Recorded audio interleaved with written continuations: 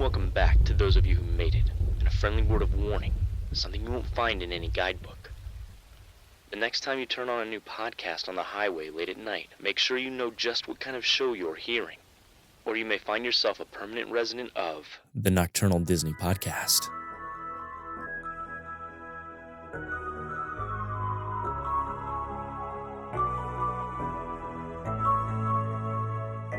Thank you for joining us for episode number 39 of the Nocturnal Disney Podcast.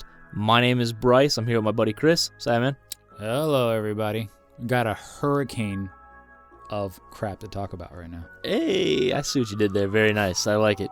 We legitimately have a hurricane. So the fact that we're doing a podcast, you're welcome. You're welcome. It's funny because it's like all the weeks that you can actually have our podcast up, it happens. We do it on the week that the hurricane decides to come. It's the pressure, you know what I'm saying? Like, oh, we got to do it this week or it might not happen for another 3. You know what it is? It's going to be that there's going to be so many people not working that they're going to need something to listen to. So we got to be there for these people. Exactly. And so, you know what? It's funny. I almost told you to say, hey, let's hold off because the plan was for you and me to be going to Star Wars this weekend. Yeah. It's not going to happen. It didn't happen. But in any case, guys, we have a lot of stuff to talk about. We're going to be talking about Spider-Man because we gotta. Like, that was just crazy. We're going to be talking about some video games, which is a rarity for us, so that might be kind of fun. We're going to be talking about Maleficent. We're going to be talking about all kinds of craziness that happened at D23. I love how you threw out Maleficent instead of Star Wars. Well, because that leads into D23. You know what I'm saying? We got Maleficent. Like, don't lead with that. Well, I want people to know that later in the show, I'm going to be upset. Like, well, he's going to be upset there. Exactly. We got Epcot news. We got actually some resort news. Some really interesting news about Cirque du Soleil. Guys, this is a big show. Very excited. Let's just jump into it. Let's go.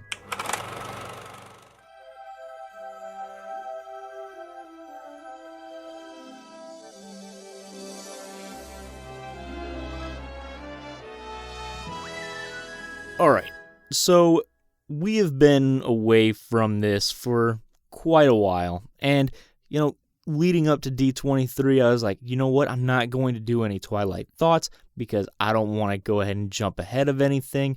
I want to make sure that you and I have the ability to talk about everything we want to that happened at D23 here. Yeah, just a big, massive episode. Exactly.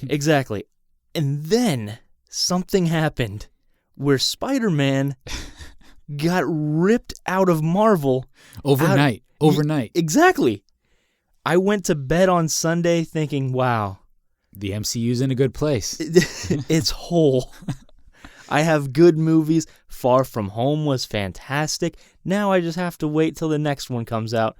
And then on Monday morning, I woke up and they said, no more Spider-Man. I said, what happened? And apparently what had happened, because, like, look, I'm not going to pretend like I know everything, you know what I'm saying? I'm not going to say, oh, yeah, I definitely know the contracts and whatnot, but the rumor that has been going around is Disney asked for 50% of the Sony movies. Oh, no, it's not a rumor. It was leaked. Yeah, exactly. So it's not, it's known to everybody. So they're going from a 5% stake in the Sony films. So what was happening, I guess, was that Marvel would go ahead, make their MCU movies, right? Right. Infinity War, Captain America Civil War, Endgame, and they would include Spider-Man in those movies. And then that money would go to Marvel. Then Sony would make their movies, Homecoming, Far From Home, and that money would go to Sony. Except for 5% of that initial weekend at the box office. That money went to Marvel. It was a good deal. Kevin Feige had come out and said, this is a good deal. Everyone is happy. We're in a good spot. Well, apparently Disney's like, no, we should make it a 50-50 deal. Not only a 50-50 deal, but now we want a little bit of stakes. We're going to finance part of your movie for you. Yeah. Oh, that's really nice of Disney, right? Thank you, Disney. Exactly. money bags over here. We're going to make some great movies. The problem with that is Disney doesn't own Spider-Man at all. Yeah. Sony's letting Marvel use it. So what happens is when Disney goes to spend money on Spider-Man and finance part of his movies, well, now they do have stake in their movies. Yeah. Now Disney does own a bit of Spider-Man. Yeah. Like, so now that Spider-Man is out of the MCU, Sony can still use Ned. Sony can still use their Mary Jane. Or not their Mary Jane, their MJ. MJ, yeah. Sony can still use Mysterio, stuff like that. Now, no, they can't use Happy Hogan. They can't use Iron Man, obviously, but they can use the majority of the stuff that was in those Spider-Man movies. But they wouldn't be able to if they had accepted this deal. This deal was crazy. Well, don't forget that Disney was wanting also half of everything. Exactly. That's true. Of everything, not just Spider-Man. Yeah, half of everything. Kraven the Hunter, Silver and Black, if that thing ever happened. I don't know if Morbius would have been included in that because Morbius is so far along, but Morbius maybe. Like, Disney got really greedy. Oh, yeah. Oh, yeah. It is a Disney show, and we love Disney, but you cannot justify what they were asking for. What I find hilarious, too, is that, like, on social media, the people who just see a headline and then they're just like, oh, my God. And, you know, they'll read the first paragraph and then they're just like, okay, I think I got the story. Exactly. They are putting up all these memes about it's Sony's fault. Sony's the idiot. It's Sony who's being greedy. It's Sony who's doing this. Spider-Man back to Marvel. Yeah. I hear you. Yeah, it was hilarious because then this dropped down. Everybody was like, oh. Whoops. Whoops. I was listening to some other, movie shows, and they were saying, like, hey, if these executives over at Sony took this deal, game over. They'd have gotten fired. Yeah. It was such a ridiculous deal. Like, of course they're not going to do that. That's insanity. Yeah. Talking about memes, though, I did see one that was really good, that people were blaming Sony taking Spider-Man back on the Soul Stone because Marvel recently got back X-Men and Fantastic Four, and that's fantastic. Good job, people. It's making light of a very hard situation, apparently, for some people. It really made me laugh. I was like, that's good for you guys. So, man, what do you think of this? When I first heard it, I was very upset because I really do. Man, I love Tom Holland as Spider-Man. Right. He is a great Spider-Man. He is a fantastic Peter Parker. He has both of those characters down because they really are two separate characters. Right. But Tom Holland isn't going anywhere. Well, and that's the thing. Tom Holland's not going anywhere. And I've reflected and I've thought about it, and what I've really realized is I'm not mad that Sony has taken Spider-Man back. What I'm upset about, I am disappointed. What it comes down to is I want a good Spider-Man trilogy, an entire trilogy of good movies, right? Right. I liked Spider-Man. I liked Spider-Man 2 with Tobey Maguire. Spider-Man 3 is an atrocity. Right. I really liked the Andrew Garfield Spider-Man, the Amazing Spider-Man. Yeah, me too. The first one? Awesome. Yeah, I like that one a lot too. Second one was hot garbage. Yeah, it wasn't that great. Okay, so now Sony's put themselves in a spot where, like, look, we're having a rough time with these Spider-Man movies.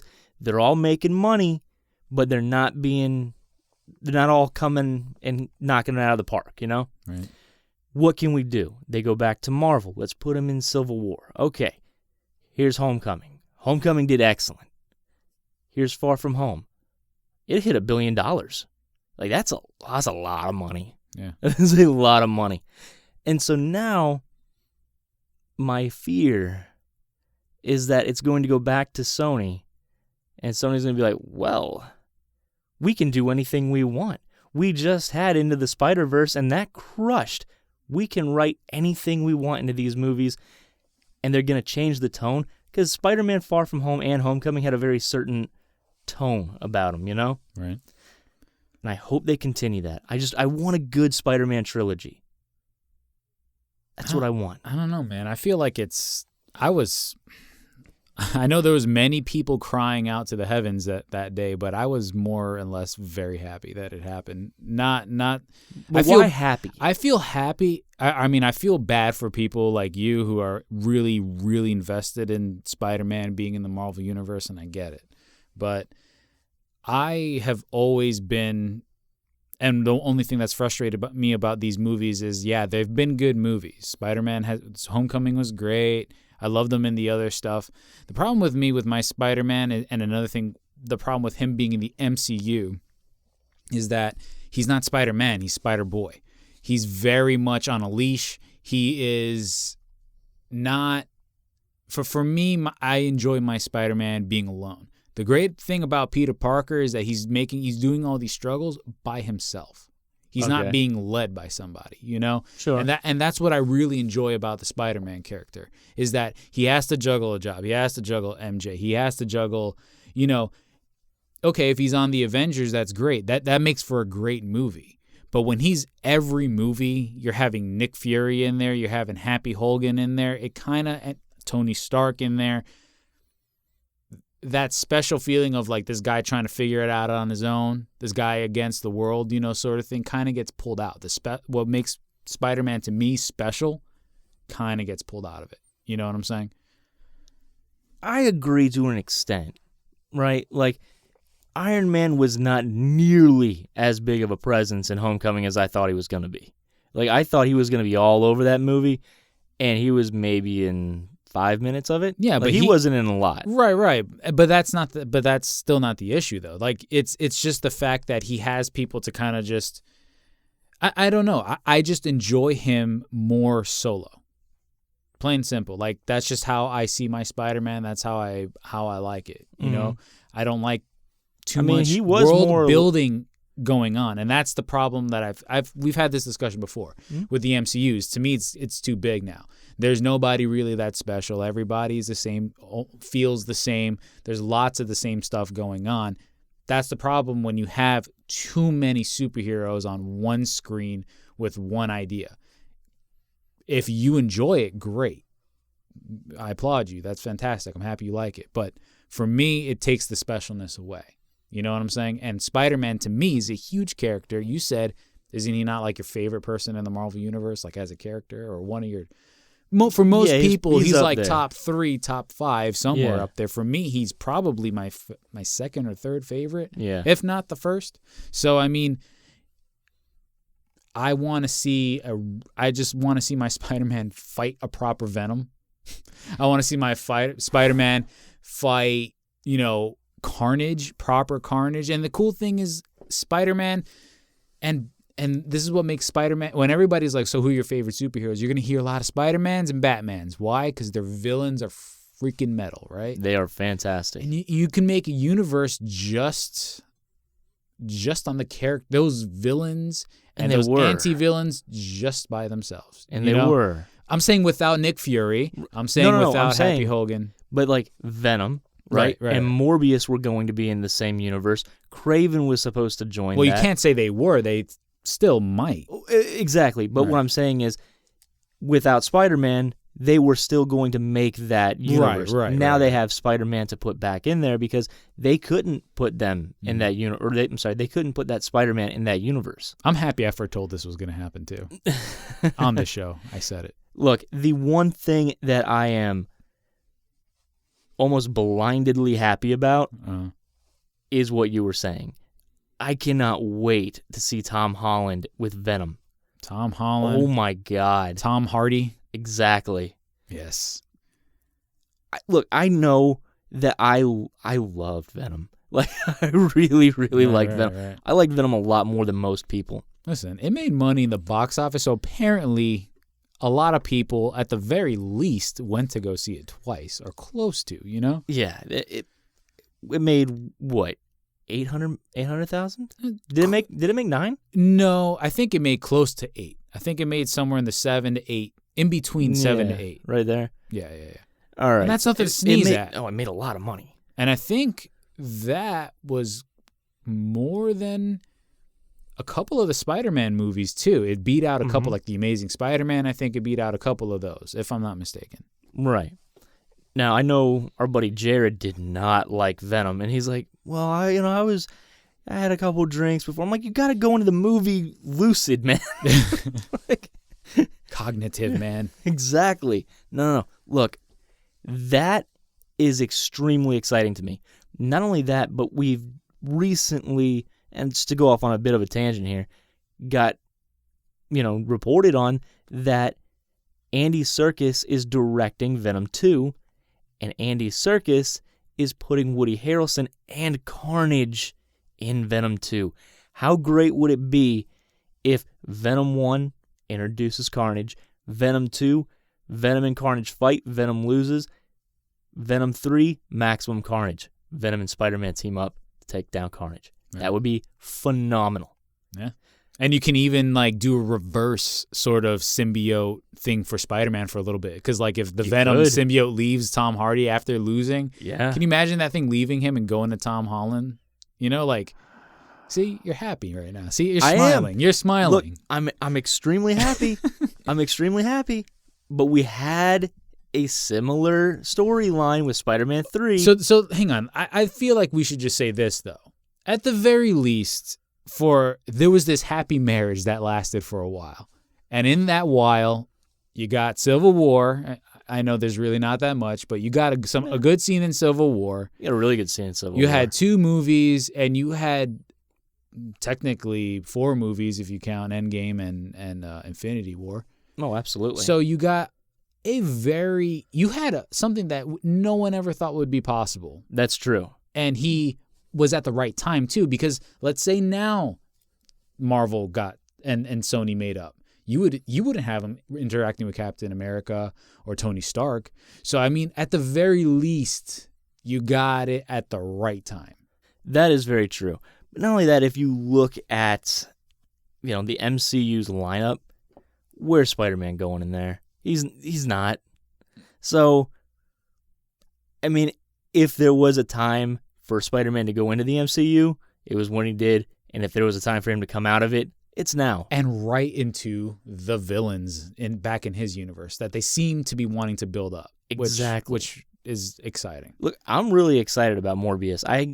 We really don't know a whole lot about it, but Morbius was always a really interesting character to me. And what I find pretty cool about this is that we're seeing this young Tom Holland. We can still keep the same story in our minds, but he's had these.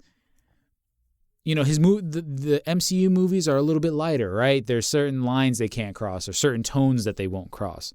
Mm-hmm. And he's going to be fighting a vampire that is Jared Leto in a universe where there's a darker sort of Venom running about with a Woody Harrelson Carnage.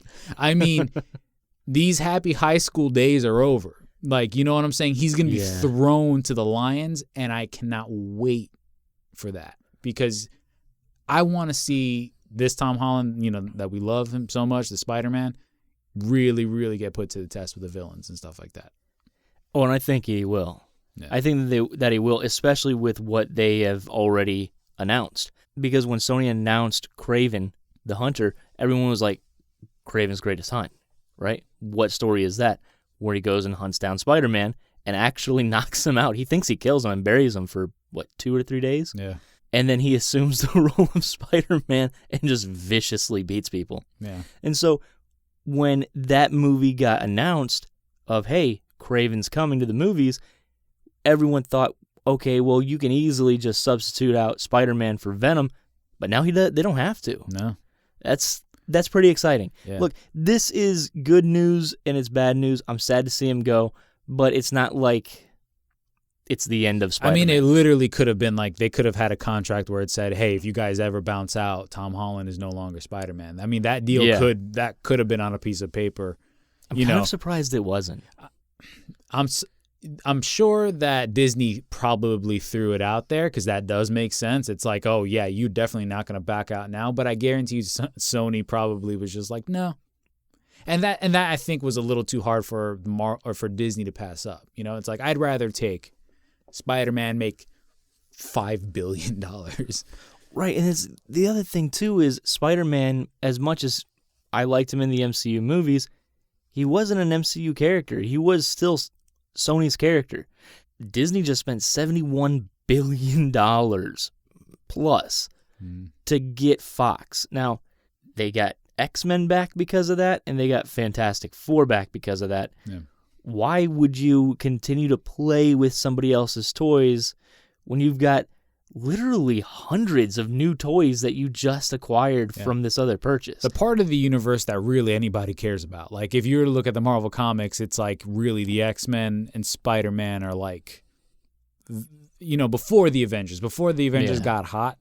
I mean, even now, I'm pretty sure comic book sales, I'm not accurate about this, but I'm sure Spider-Man and X-Men are still up there, as being the top favorites. Your Wolverine, those are just iconic characters, But in any case, guys, those are our thoughts on Spider-Man. What did you think of this whole situation? Because it's not a good situation for Disney. It doesn't look good on them. No. It looks like them trying to be, honestly, a bit of a bully. Yeah, you look like the bully. And it's weird. It's like someone made a thumbnail that is Mickey Mouse holding a gun to Spider-Man's head and like screaming at him. And I'm like, that's so weird. I love it. I love this thumbnail. It's hilarious. It's just so weird thinking about that. You know what I'm saying? And you forget, like, it's not literally Mickey. It's not Walt Disney anymore. It's, a company run by really greedy people. Right. Who want to stay on top, And yeah, you can't blame them for wanting to stay on top, but man, it feels slimy when you try, right? Yeah. All right, dude, let's move on a little bit.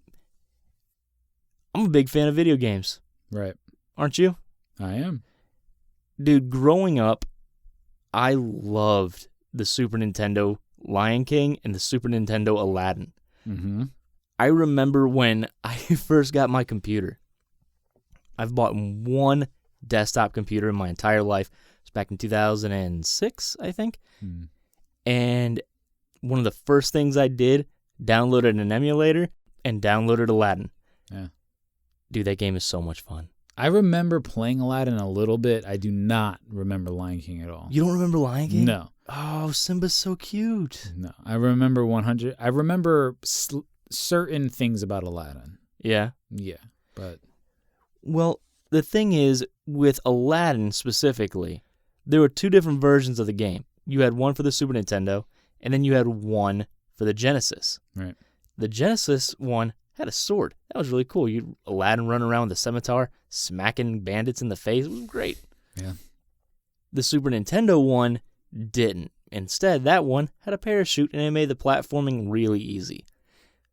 The reason I'm bringing this up, though, is because it's not just for... Like, where are you getting with this, man? It's not just for kicks and giggles. Living out your childhood right now. Reason being is Disney announced that they're going to be re-releasing Aladdin and The Lion King as a bundle for PlayStation, Xbox, and Switch. Oh, that's cool. Dude, that's super exciting. Yeah, that's pretty sweet. I literally just bought the Disney Afternoon bundle, I think it was 2 weeks ago. It was right before we went to Volcano Bay. Okay.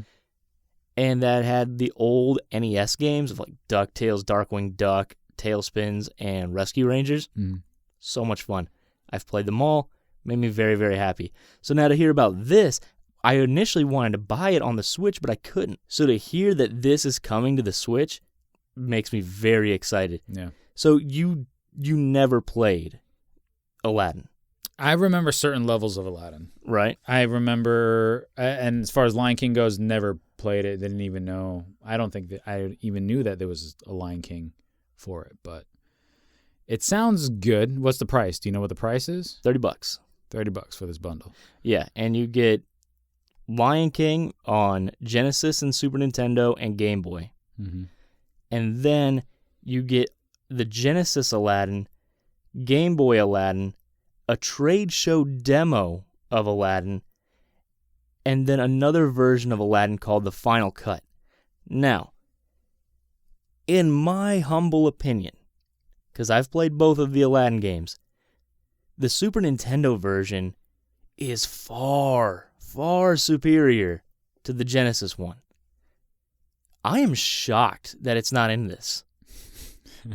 Well, maybe not many. They don't share your opinion, Brice. Or maybe they might just release it later. That would be really aggravating. That would be really aggravating. That would make me really upset. Well, because that's how people make money, man. You just release things over time, man. Well, I think maybe the final cut might be more along the lines of the Super Nintendo one. I don't know, though, because they didn't give us any information about it. They just said, hey, this is coming. Aren't you happy? Everyone clapped, and they said, okay, thank you, and then they walked off stage. While we don't have a whole lot of detail about it, I am still excited about it because I do really like these games. Well, good for you, buddy. And I'm willing to pay for them. You pay for that, buddy. Something you're not going to buy, huh? Probably not. It's a good platformer, man. Like, I'm a big fan of platformers. Yeah, the side I like scrolling. a good platformer. Yeah, so I'll give it a shot. I'll let you borrow it. Yeah, that's what I'll say. I'll go to your house. I'll try it. If I like it, I'll buy it. There you go. All right. So do you want to talk about D23 first or Maleficent 2? I'm going to go D23. Too bad we're talking about Maleficent 2. Oh, crap. Like, maybe after all that information at D23, you'll be like, I'm tired. No. I don't want to talk about Maleficent. Well, this is actually kind of exciting for me. Okay. Because the tracking numbers for Maleficent 2 came out, right? I know where you're going with this. And they're saying that it's going to open anywhere between $30 and $50 million. Mm-hmm. Odds are it's going to open up somewhere in the middle, which is probably around $40 million. Even if it opens at $40 million, that is a stark drop-off from the first one. Well, I think they kind of waited a little bit too long, too. I mean, it did take forever for it to come out. I think the first time I started talking about this, I said, I was kind of hoping this was never going to happen. I kind of think that was the problem, too, with Alice in Wonderland and then the Looking Glass, is that you had such huge drop-offs. I mean, yeah, you can make the arguments. It was like, yeah, well, it wasn't well received. But, I mean, you also released it very far away from when the last one was, you know? Well, and that was the other thing, too, man, though, about Alice in Wonderland. Alice in Wonderland, the first one, was fairly well received. I mean, I've heard more grumbling and hate about it since I've, kind of gotten further away from the release. But when it was released, I heard a lot of people really liked the movie. It made $1 billion. It made a bunch of money. Yeah. Exactly. So I would assume, hey, a little bit further out, it's not going to be awful. Maleficent 1 was not very well received. It made a lot of money as well. It made $700 million, but I know, like, from go, I hated it. Mm. And I'm a Disney fan. Like, I'm already on your side. You have any idea how bad you got to mess up a property for me to be like, nope? Like, you got to mess it up bad. Right. So this is look, good news to you think? In that, just to spite you, it's going to be good, and you're going to be pissed because it's going to make no money. It's good news to me in that if it doesn't do well, yes, I've wasted 2 hours of my life because I'm going to go see the movie, but hopefully I'll never have to deal with another one of these stupid movies ever again. Yeah. And that is tremendous. Like, that is really where my happy place. When Brer Rabbit tells you, find your happy place, Yeah. It's a place in a world without Maleficent in it. Well, some fans out there are going to be happy. They're going to, at the very least, have 2 movies about a Maleficent from a parallel universe. Where she's good. A good Maleficent. Okay. In any case, guys, that is, I guess, a little bit of good news about Maleficent. Let's move on and talk about D23. Yeah, the real reason why we're all here, right? Exactly. Because I got to tell you, a lot of stuff came out. Yeah, like a lot of stuff. So let's talk about the Disney Plus part first. Okay. Which was a great presentation, by the way. It really was. It was fantastic. Like, I am not one to care about High School Musical at all. But it's on Lizzie there. McGuire. Yeah, or Lizzie McGuire. But I know Lizzie McGuire was on the Disney Channel, and Hilary Duff is coming back to be Lizzie, so I know a lot of people are really excited about it, so there you go. Mm-hmm. That's good news for people. And that is the kind of attention to detail that I like You know what I'm saying? Like, hey, if you're going to bring this character back, don't try to be like, oh, hey, this is the next day and it's the same girl, but it's a different actress. Like, why? Yeah. If you don't have to do that, don't do that. And they didn't do that, and I applaud them for that. And it's actually probably going to be something I check out at least once or twice to see, hey, is this any good? Right. And I say once or twice because I think even of all like the shows that they announced, all of that kind of stuff, I think the biggest thing we found out was the fact that they are not going to be releasing full seasons. Boom, so like Netflix. Happy. I could not be more happy. Because see, the first thing you said when we found out about Disney Plus and all that was, I am going to be binging The Mandalorian. And you can't do that now. No. I can't binge it all, but I still don't care. I'm actually very happy that this announcement was made. I'm very happy this is the route that Disney's going. Personally, it's really hard to watch TV nowadays, especially because it's like, well, Chris, you could sit down and binge a season. Right. But I kind of like, and I miss the like being able to go up and talk to you or anybody and be like, yo, that last episode was crazy. What do you think? Exactly. Weekly. Have something to look forward to. Right. You know, like, and it lasts. You know, and that's the problem. It's like you can, for instance, Stranger Things just came out. Binged the crap out of it, and then it's done. Right. And then you forget about it until they're like, by the way, 4 is coming out. Exactly. And it's really hard to also just sit down and try to gain as much as you can too. Because you're like, I got to finish this show, and I got to finish this show, I got to finish this show. Usually not many people are going back rewatching it. Sure. Usually. Not every person's going to go back and rewatch all the shows. You're right, and that does kind of free you up, and it's smart on Disney's part because I know a lot of people who get Netflix for a month, binge like 4, 5, 6, 7, 8 shows, and then they cancel their subscription until the next year when like Stranger Things comes out. Mm-hmm. And how smart is it? Because you're not hearing me come in and go, Brice, you need to get Netflix. Oh, why? This season of Stranger Things is insane. Really? Okay, I got to pay attention to that. That's done. Exactly. 10 weeks or however many episodes there are of The Mandalorian, you're going to have to hear me come in and go, Brice, this episode, you got to get it. Like, you got to get it. And just week after week after week, the peer pressure, and then just probably maybe the curiosity and then, like the nagging from your kids, your friends, your friends' kids at school, the kids are telling their kids. It's brilliant. Personally, to me. I'm really happy it's back. I kind of like the way Hulu does it a little bit more, and like that 3 episodes and then exactly lets you get into it because. Well, I heard rumors that The Mandalorian will be releasing 2 episodes. Oh, really? Yeah, and then it's going to go weekly. I heard that. I don't know if that's official. It makes sense, right? Because that's like their big main thing to maybe kind of hook you in. But well, you know what though? They're releasing quite a bit of stuff on opening day. I mean, I know I've heard a lot of pundits online and whatnot like poo-pooing Lady and the Tramp. I'm really excited about Lady and the Tramp. Yeah. Lady and the Tramp looks fantastic. I wouldn't say I'm excited, but I honestly am trying to avoid it specifically so that I can just turn it on and not really expect anything from it. Right. Because, I am kind of worried that the trailers might mess it up and everything like that. And I have heard people being like, about it. So I'm just like, I'll wait till it releases. I'm not going to listen to anybody really talk about it. And I'm going to watch it and just be surprised myself, Sure. Whether I hate it or like it, I just want to go into it blind, I hear you. And also, let's talk about its rating system, right?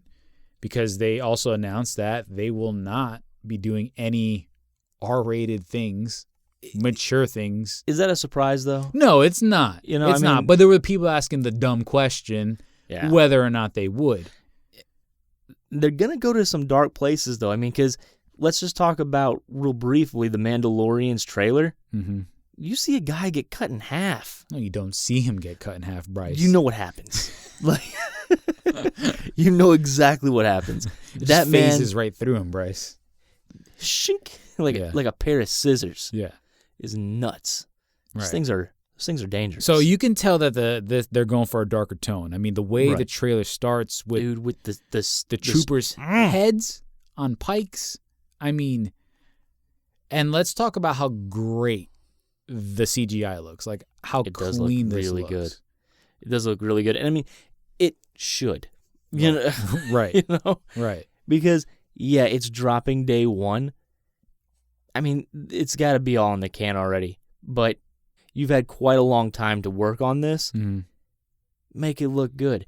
And that, honestly... But the question was still like, how far would you go? You know what I'm saying? Because it is still a TV, it's still a streaming service. You got things on Netflix... Look at something like Game of Thrones, man. Game of Thrones, the graphics in that are incredible. I agree with you. But what I'm saying is that that's very, very few shows can get that sort of treatment. I mean, you go on Netflix, there is a plethora of shows that the CGI is laughable. It is garbage. Sure. And they still throw it up there, and it's still like a, hey, you should check this out sort of thing. So I didn't expect The Mandalorian to be garbage. It was just interesting to see. It's like, would we get that movie quality for each episode? I mean, it's by ILM, though. I mean, are you going to get garbage from them? I know. But as a Star Wars fan, I was just like, it has to...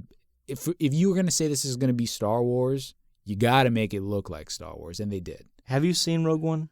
Yeah. Okay. Why would I not have seen Rogue One? You haven't seen Solo yet. I have seen Solo.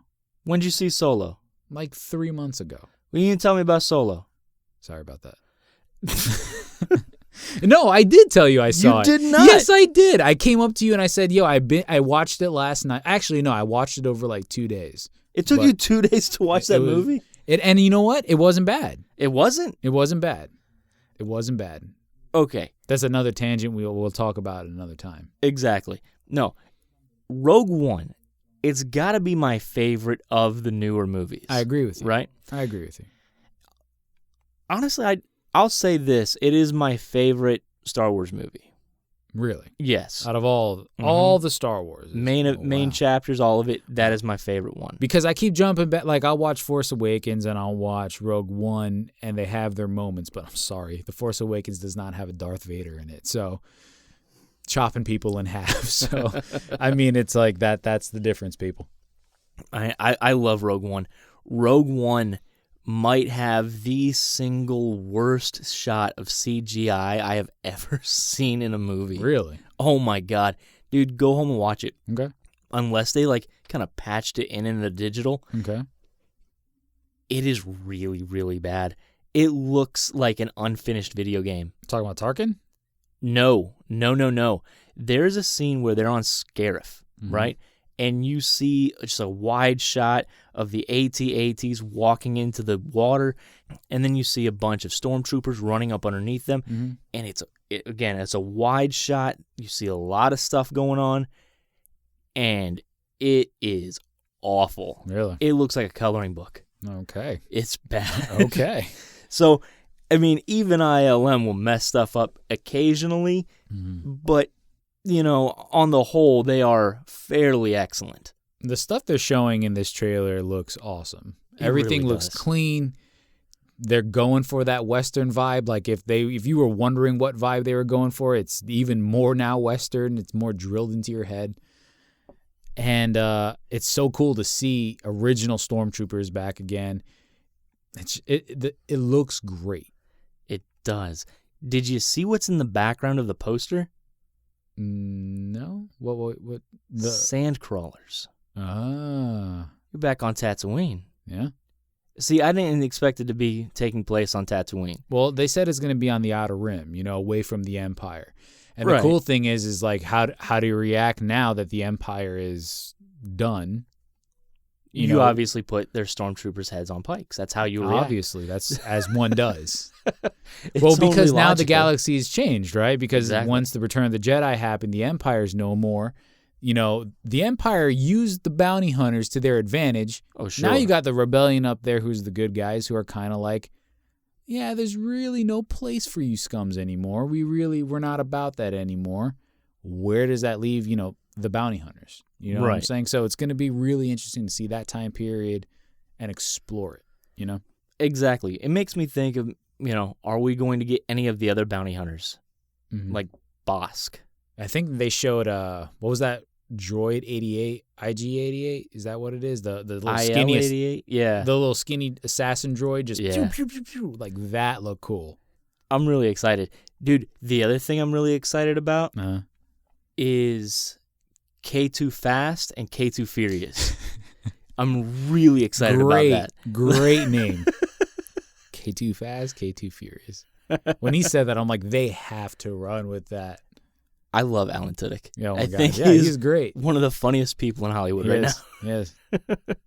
Oh, man. Just everything he does. Hey, K2SO is wonderful. Dude, he was brilliant in A Knight's Tale. Mm-hmm. Oh, yes. Oh, my goodness. He was the rage. So hilarious. And again, that's a show about my favorite movie, Rogue One.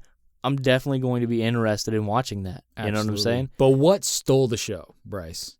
What was announced? That Disney Plus is now going to offer 4K Wrong, and Dolby you Atmos. idiot. It was Kenobi, you idiot.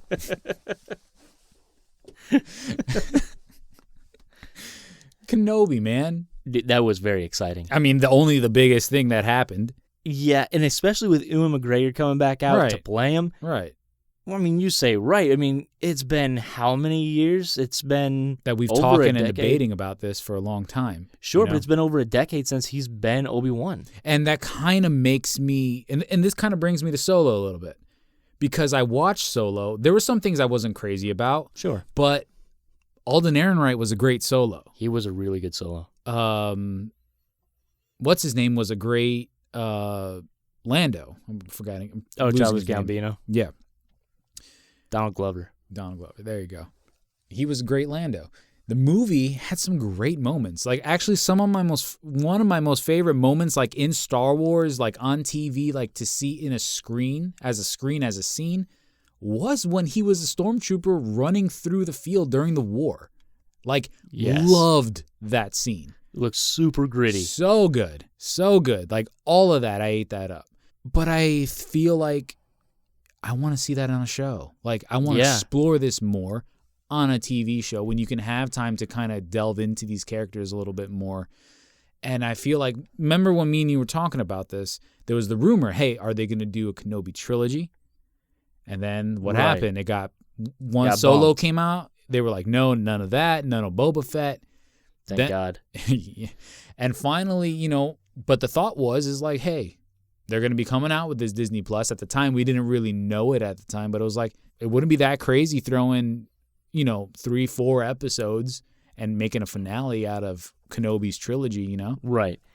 What I'm excited about and what I've liked about, Disney Plus, and really if you go to Marvel and the MCU, what they've done over there, they're comic book movies. Yes. But they're also spy thrillers, they're heist movies, they're teen romance movies and the Spider-Man ones, right? They have a bunch of different subgenres within the genre of comic book movie. And it was kind of a novel idea for Star Wars to come out with Rogue One and say, we're actually making a war movie. Right. And that's what it felt like. Well, now with this K2 Fast, K2 Furious, I kind of wish he never said that because I cannot for the life of me remember the actual name of the show. I will never be able to watch it. So they're like, oh, it's going to be a spy thriller. Of course it is. Yeah. Because that's the character that you're following. Yeah. When Rogue One started, Cassian Andor is a spy. Yeah. And if it wasn't a spy movie and you're showing a prequel of Rogue One, because it has to be, and it's not a spy movie, I'm upset. I'm mad. And what's really cool is that that there has to be a meetup between the Darth Maul from Solo meeting Ewan McGregor at some point in this show. I mean, you'd hope, You hope, but I mean, they took him out in Rebels. Yeah, but they can do it again. I mean, come on. But If you asked, I'm sure if you asked the majority of the fan base, it's like, hey, listen, we put this out on cartoon. It was awesome. Would you mind if we just kind of did it again? In live action, I guarantee you nobody would mind that. You can still keep faithful to it. You could still keep a lot of the same story beats still to it. The fight will just be different, you know? Sure. So, I mean, it's regardless, Ewan McGregor's back as Kenobi.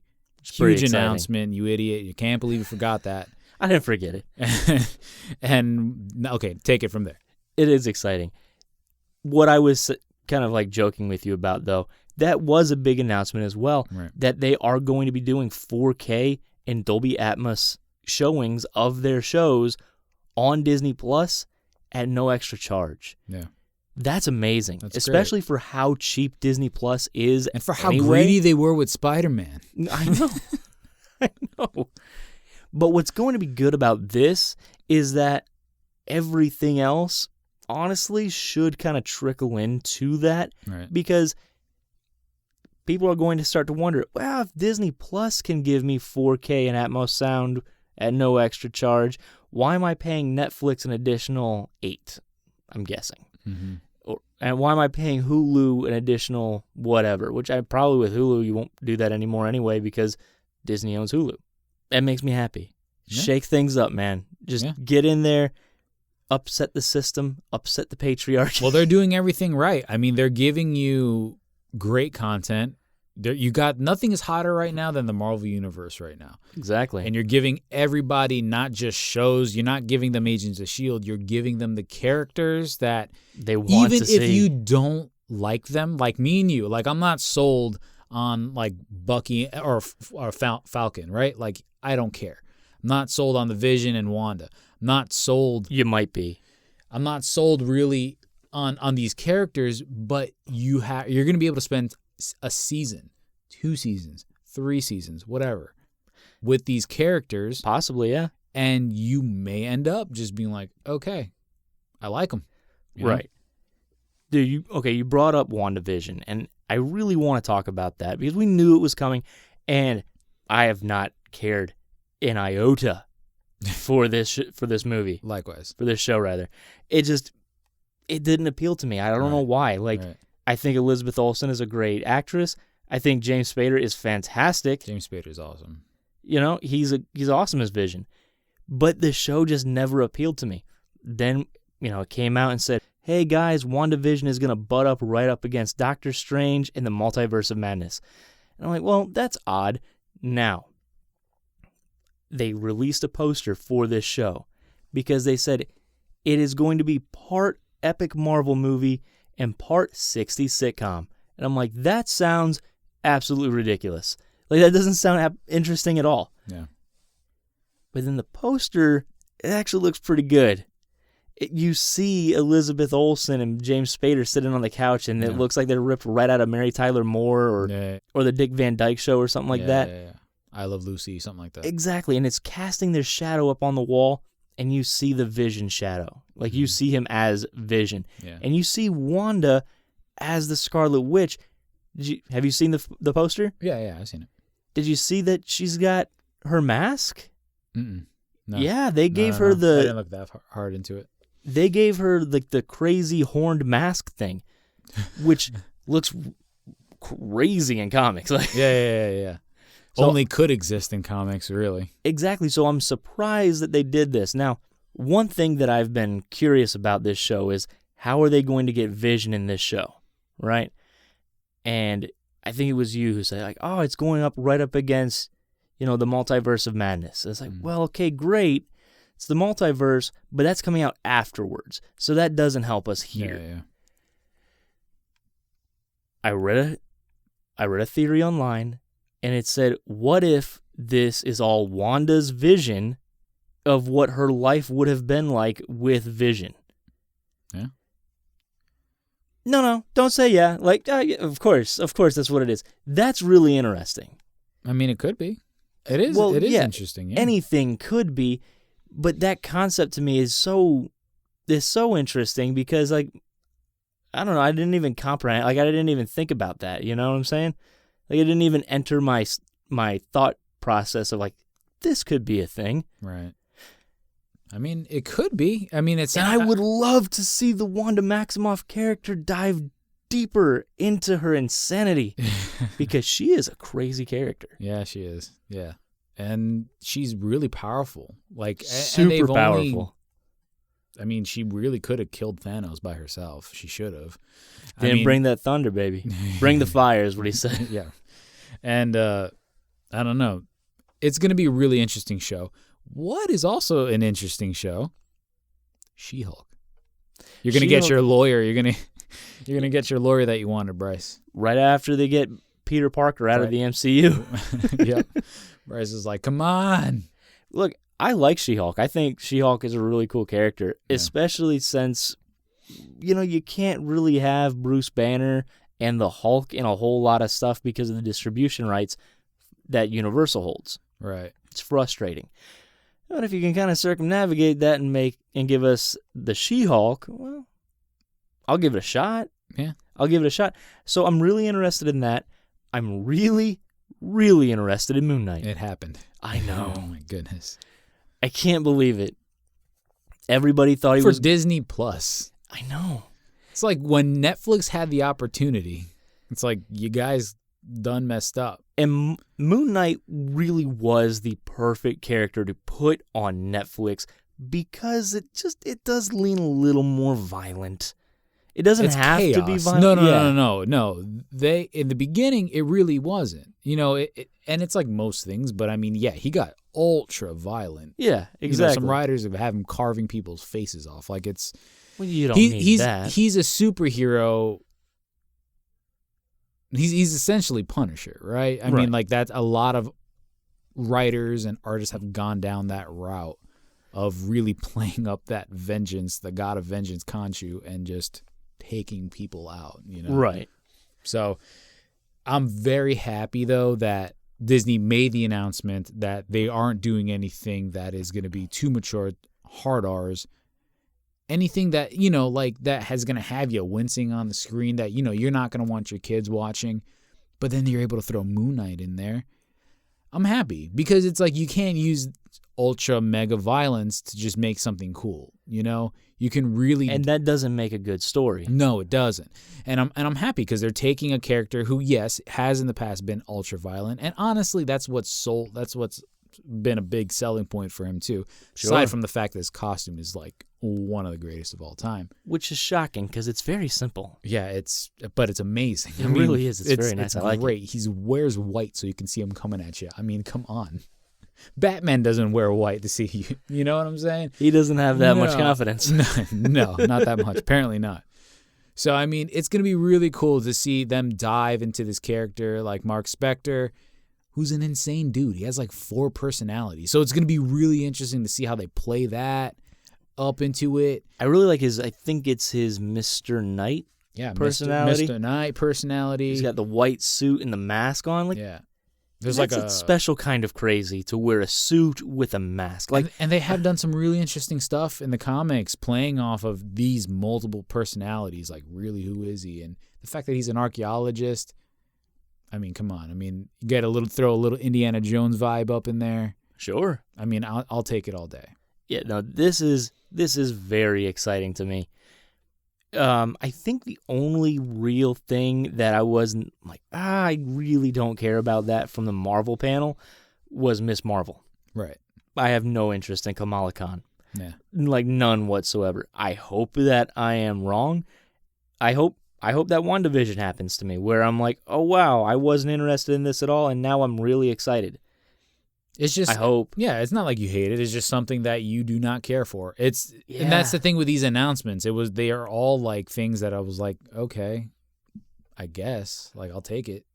Like, I mean, you know what I'm saying? It wasn't stuff that like, it would be like, okay, what's your fantasy? Throw that out there. It would be insane. It would be, Moon Knight was the only thing that would be on there.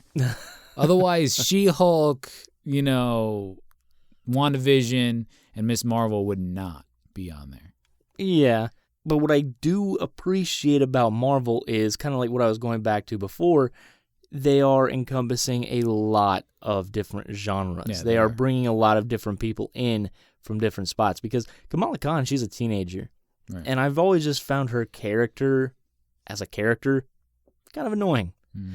And so while I might not like that,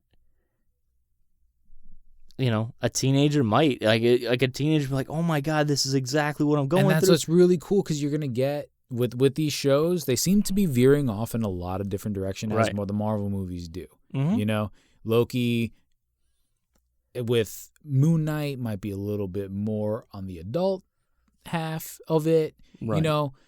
And then you got Miss Marvel, who can appeal more to younger girls or, whatever, just a younger audience, teenagers a little bit better.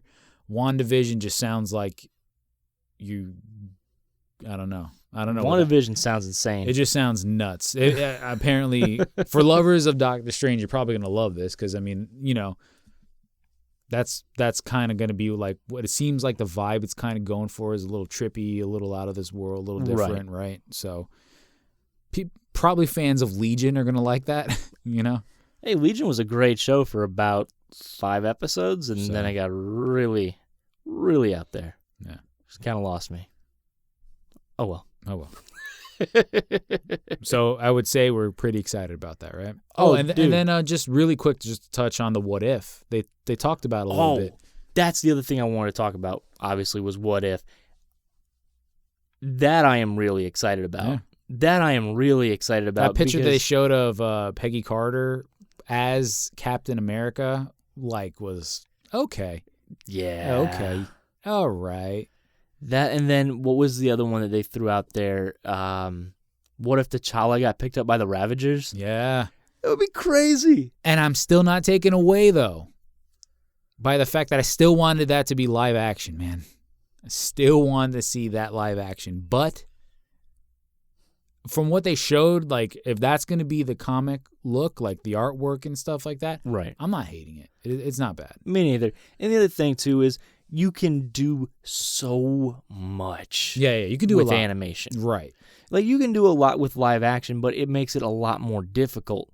It's nothing to sneeze on, especially since we had Into the Spider-Verse, which was phenomenal. Yeah, which was great. So, I'm not saying that. I'm just saying it would be really cool to see these actors act differently. You know what I'm saying? But I get it. It's probably an insanely amount of money to have to get everybody to come back per episode and do all that sort of stuff. I know. Right. But, yeah, you can do a lot more with cartoons. And I love cartoon shows anyway. That's how I fell in love with superheroes in the first place. And honestly, absolutely, my favorite medium, if you still told me to this day, live action to cartoons, I would still always pick cartoons because there's so much you can do with it, Oh, yeah, absolutely there is. You can do just whatever you want. It's great. From horror to comedy, action, sci-fi, whatever you want. It's wonderful. Speaking of sci-fi, let's jump over to the movie portion of D23. Right. And let's talk about Star Wars. Yeah. Because I think Star Wars Episode 9 may have been the biggest story to have hit the internet that had nothing to do with Spider-Man. Yeah. Because when the internet saw Rey in dark cloak and a double-bladed lightsaber, are we serious right now? That was really cool. Not only was it really cool, it was an awesome lightsaber. Oh, yeah. Yeah. On the little hinge, and then it flicked out, and then it was double-bladed. I loved it. For the longest time, I thought she was going to get a double-bladed lightsaber because she was always carrying around that staff. Yeah, the bow staff. Yeah. I was like, well, this is obvious. It makes sense. This is wonderful. Exactly. And you only have one other character to ever use the double-bladed lightsaber. Let's go ahead and make this happen, Disney. Go.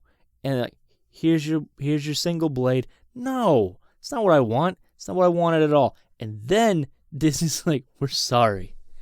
Let us rectify that. And let's make a double-bladed lightsaber that is somehow even more awesome than the other lightsaber that you originally got that was double-bladed. And it is. Chris, it is. Like a Swiss Army knife of double blades. Dude, I saw a meme where it had all the keys. Yeah, it's the one I sent you. And it had like 37 different little openers. It was awesome. It was fantastic. But okay, so let's get into the trailer a little bit, right? Like the first 40 seconds of this trailer had me wanting to punch the wall because I'm like, why? And you know what it is. It's just like to get you in the feels. But like as a fan, I'm like, I'm already in the feels. Like, you don't need to get me there. I'm there already. Show me some new stuff. And they showed some good stuff. They really did. And the biggest thing, which is true, and it's like not many people are talking about, yes, Rey stole the show. But, you know, to go into the poster, because I assume we're going to get into the poster a little bit, might as well bring it up. The Emperor is on the freaking poster. His face, the silhouette behind Rey and Kylo as they're fighting. Now, are we sure that that's the Emperor? He has Sith eyes. He has the face. Does he have the Sith Everybody eyes? said that it's the Emperor. I mean, you got to be crazy to think that it's not the Emperor. If it's not, it's the biggest mislead ever. Like, it really is. I kind of think it looks like Luke a little bit with the beard. No. I obviously didn't take a close enough look at it. I'm going with Sidious, okay? Fine. But the coolest thing is that at the very least, we hear the Emperor's laugh. Right. The first trailer, right? We're getting the poster that shows kind of his face in there.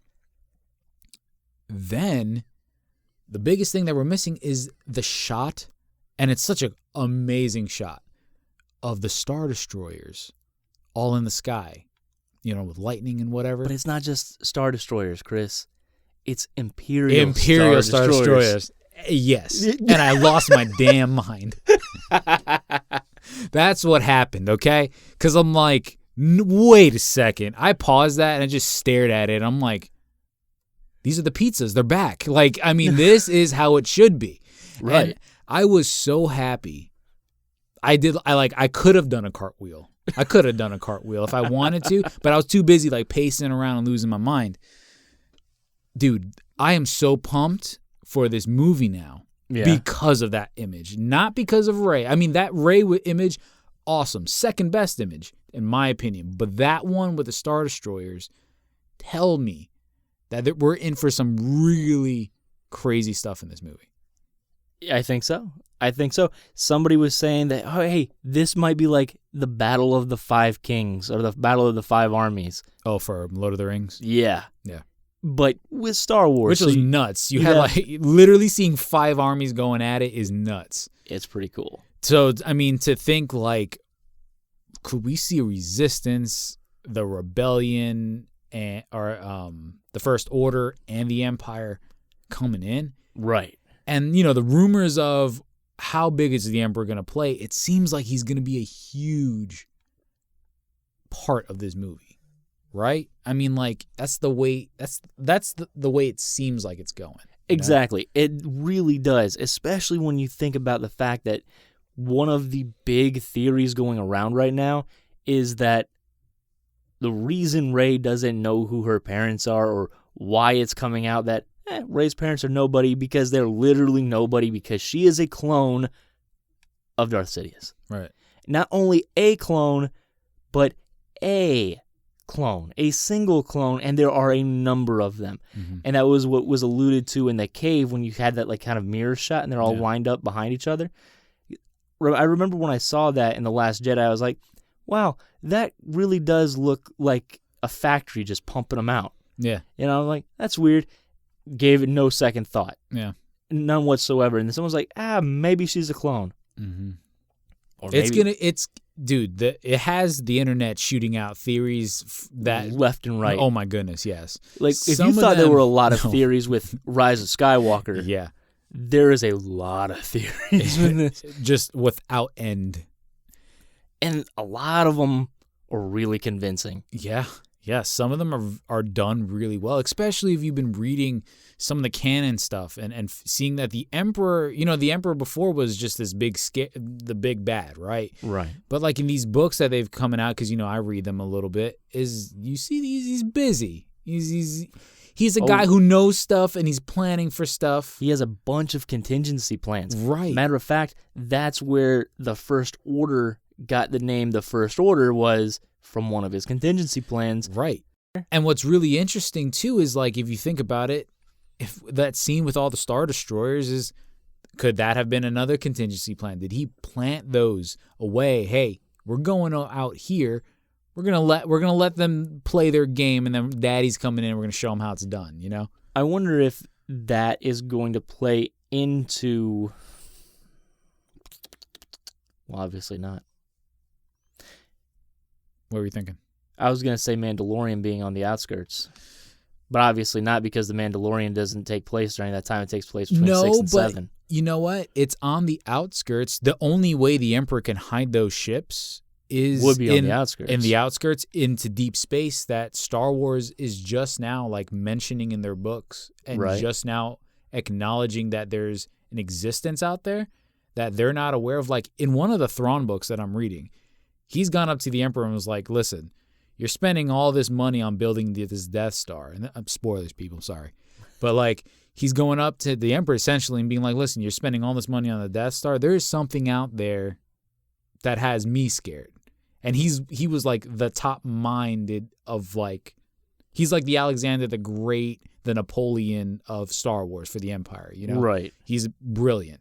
And he got up to the Emperor and was like, there's stuff beyond the rim that you guys do not want to mess with, or that you guys are going to get destroyed. Woefully ill-prepared for. Right. So it's now, it was really cool is that, could the Emperor have sent this out there, you know? So the theories are going to go on and forever. Until the movie comes out. Until the movie comes out. So, Chris, we now have, if I'm not mistaken, we have 3 Disney movies coming out now. We have Maleficent, we have Frozen 2, and we have Maleficent. All right, dang it. We have Maleficent, we have Frozen 2, and we have Star Wars Rise of Skywalker. Which one are you more excited for? Are you kidding me? Like, are you serious? I think now the better question really is the Mandalorian and the Rise of Skywalker. I still want to give it to the Mandalorian because I'm going to get a lot more stuff that I have never seen. Sure. That I don't know much about with the Mandalorian. If right now you still had to ask me, I'm still going to say the Mandalorian. But my enthusiasm for this next Star Wars movie has gone from like, you know, how I feel about The Last Jedi, I'm a little iffy about it. It's gone from like, okay, to like, all right, I'm ready. It's on my radar. I can't wait for it. I'm excited. But yeah, I'm far more excited about this movie than I expected to be. Is it fair to say that this Star Wars movie has to nail it? No, hang on. More so than maybe Avengers Endgame? Oh, yeah. Like, right? Like, I think that's fair to say. Like, out of any movie in history, this movie has to nail it. Absolutely, because this is the wrap-up of this 9-movie arc. Yeah. You know what I'm saying? And the mainline stories, the episode blank, are going away for a while after this. Yeah. And it's not to say that we're not going to get Star Wars, but we're going to get more Star Wars stories. Yeah. The main story might be gone for a little bit. You know? Exactly. Maybe it never comes back. Maybe the main... Okay, Brice. Well, no, but look, listen. Smoke another one, bro. You can do so much more with the Star Wars stories because you're uninhibited. You know what I'm saying? You have no shackles. You can do whatever you want. You can go back and do Knights of the Old Republic. You can go forward millions of years if you want to. There's an entire galaxy of characters out there that we've never even heard of. Right. But if you have the mainline story, it's the Skywalkers. Mm-hmm. The Skywalkers and apparently Palpatine. Yeah. So you're kind of shackled. You have these characters who could make appearances in the Star Wars stories, but it doesn't have to be their story per se, or even if it is Chewbacca, Star Wars story, but it's outside of that main line of movies. It's after Han died in 7. Mm-hmm. I don't know. I think this is going to be it for the episodes. I don't think so. I think they're going to put a bow on it. They're going to say it's the end, and then we're going to get a lot of good stuff. Whether it's shows, whether it's Knights of the Old Republic going back, you know, all that sort of stuff. I think they're going to do that. Right. But the temptation's going to be there, man. And when Disney, when the Marvel maybe eventually, because, you know, all things come to an end, kind of cools off a little bit, that's when you bring it back. You know, it's a story that you're going to want to tell forever. And I'm sorry, like, I do not see Disney taking that and putting it away forever, you know. Come 5-10 years, down the line when Rey's older, like depending on who survives and who lives and all that sort of stuff, they're going to be the next, Mark Hamill and Carrie Fisher and Han Solo. I'm like forgetting his real name. Harrison Ford. And people are going to love to see that when they, depending on if they survive and whatever. Wouldn't it be interesting if at the end of episode 9, Kylo Ren, yeah. Great character. Kylo Ren and Rey die at the same time. Like they both hit that final blow at like a double KO, right? Well, some people are speculating that if Rey is going to the dark side, like we're going to go off of that, right? I've heard other theories like, maybe she kind of gets mind controlled by Palpatine, that's another clone, whatever. Could that, because, we know Kylo is not a Sith. He's just a bad dude, he has the issues, but he's not a Sith. He's a wannabe Sith. He wants to be a Sith, and Rey is not a Jedi. Do you think by killing Rey, let's just go off of Rey becomes bad in this movie. Do you think by killing Rey that Kylo can be redeemed? I think he kills Rey and then he kills the Emperor, therefore finally ending all of this. Like the Sith, whatever. Right. Does he get redeemed in your eyes? The argument for Kylo being redeemed is stronger than Vader being redeemed at the end of Return of the Jedi. Yeah, you think so? Absolutely. I hate that ending. I think it is one of the biggest cop-outs in all of movies. I think it is awful. Okay. It really irks me to no end. But that's not the point of why we're here to talk. Yeah. The thing is, I don't know. I think this will end everything. But we know that they're going to fight. And we know that presumably Rey is going to be good and Kylo is going to be evil because of the poster. How long is this movie going to be? There is so many things that they got to wrap up, explain, cop out or not cop out, right, and then just nail your landing. I mean, I'm saying no less than 2 hours and 30 minutes. Oh, it better not be. It's got to. I think it's gonna hit maybe 2:45. Dude, I wouldn't. Would you be surprised if it does an Endgame sort of 3 hours? I wouldn't be surprised because it apparently. And if you're Disney, you're not afraid. You're saying, listen, we're gonna throw this out there at 3 hours. Look what Avengers Endgame. Now, I don't think anybody in the world thinks Star Wars is gonna beat Avengers Endgame. I don't think so. No, but seeing the type of money that Avengers Endgame made with a 3 hour runtime, why not? Well, I mean, our bladders would hate it, but I mean, other than that, I mean. But you got to also understand, though, Star Wars is coming in from a different situation than Marvel has been. It's true.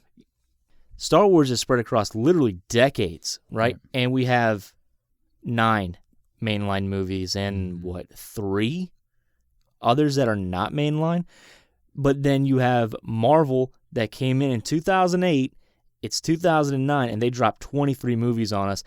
And the last movie, Infinity War, was absolutely fantastic. People who aren't fans of Marvel movies liked that movie, right? Fans of Star Wars hated The Last Jedi. They're coming in from very different situations. No, I don't think that Episode 9 is going to make more money than Endgame. I don't think that Episode 9 should go for a 3-hour runtime. But I do think you're going to hit that 2:30, 2:45 situation. Because there is so much to fill in. Apparently, it sounds like there is a lot of story left to be told here, which is exciting. I would rather have a 2 hour and 30 minute, 2 hour, 45 minute movie that's just cram-packed and feels correct and spaced out well, has good pacing and all of that, versus a 3-hour movie that just feels stuffed with fluff. You know what I'm saying? Just nothingness. Right. Which is what I feel like Canto Bight was in Last Jedi. You're right. In any case. We're excited. Very, very excited. Needless to say. Last question, though, about Star Wars. Right. how do you think it is going to end? Because Kylo Ren on the poster is holding his red lightsaber. Rey is holding her blue lightsaber, and they are clearly facing off. When do you think this happens? Do you think this happens in the middle of the movie? Maybe she kills off Kylo Ren and becomes the Sith herself? Is the Dark Rey a vision, and she's like, no, I can't do that. I have to go kill Kylo Ren to prevent him from taking over the galaxy. Like, what do you think is going to happen there? Like, is that I scene? feel like that poster is essentially a mirror image of the Return of the Jedi. It's going to be that throne room scene almost with the Emperor watching, whether they know it or not, but somehow him being a presence edging one of them on. Now, that poster scene, she's in the blue, he's in the red, and they showed that scene of them like on a boat or like on what we assume is like the Death Star as they're, with the waves crashing against it, which is a very cool looking scene. Yeah. But obviously some stuff goes down, you know what I'm saying? And so I think that a lot of that sort of stuff you're going to get towards the end of the movie, Yeah. Oh, yeah, I would hope so. So, well, there you go, guys. We are super excited about this. Clearly, we have talked about D23's entertainment for over an hour and 15 minutes. There's a lot of stuff. We didn't even talk about Frozen. No, I mean, honestly, I missed that part of the panel, so I have nothing to say about it. Do you have something to say about it? Other than it looks really good. It does. It looks good. I'm excited to see it. I was sold on Frozen 2 the minute I saw Frozen 1. I thought Frozen was a fantastic movie. I mean, they did talk about some Pixar stuff. I mean, you got the Soul and Onward. Right. I'm really looking forward to Onward. And then there was that Dragon movie that they talked about, something in The Last Dragon or something like that. Raya and the Last Dragon, which that's a Disney animated movie, not Pixar. Okay.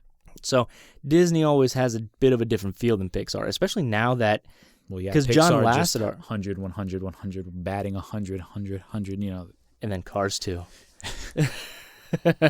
Cars 2. Well, I mean, Disney and Pixar were almost interchangeable there for a while when you had like something like Wreck-It Ralph, right. Even into Tangled a little bit, yeah. because you had John Lasseter as the head of both of the animation departments. Right. Now that's being split up. The head of the Disney animation department is the director of Frozen. I forget what her name is, but she is now the head of the animation at Disney, and Pete Docter is now the head of animation over in Pixar. So hopefully they'll start to kind of veer off each other a little bit more and kind of become their own entity again, because I liked when Pixar was giving, like, you could tell a Pixar movie from a Disney movie even though they're underneath the same umbrella. Yeah. And I like to have that diversity. Yeah. Me too. But they have a lot of good stuff that we're looking forward to. Without question. So I'm asking you right now, Chris, a Mandalorian after show. Are we doing it? Absolutely, dude. Absolutely. You need to. Oh my God, you have to ask that question. I have to, because when are you coming in? You have the schedule, you have the time. No, Mandalorian, the schedule will be made. Yeah, all right. Once we figure out when everything is dropping on Disney Plus, we'll let you guys know when this is going to happen. But I'm really excited. See, that's just one of the upsides of it being released weekly, is being able to really dissect it. It's going to be awesome. I can't wait. Me neither. Welcome aboard the Walt Disney World Express Monorail. On behalf of the cast of the Walt Disney World Resort, we'd like to welcome you to the Magic Kingdom. All right, Chris. D23 is not just about that entertainment. Yeah, surprisingly. Not about the visual entertainment anyway, because they are bringing entertainment to the parks. Mm-hmm. It's very exciting. Yeah. And the majority of what I want to talk about tonight, all of what I want to talk about tonight is from Epcot. Right. Okay? Well, how could it not be, Brice? Man, there is so much stuff. And because it is all from Epcot, what I'm going to do, I'm going to read down a list, and then we're just going to cherry pick what we want to talk about. Okay. Well, it's like essentially a new park, almost. It's insane. Yeah. Like half a park. Exactly. It's insane. So good. All right.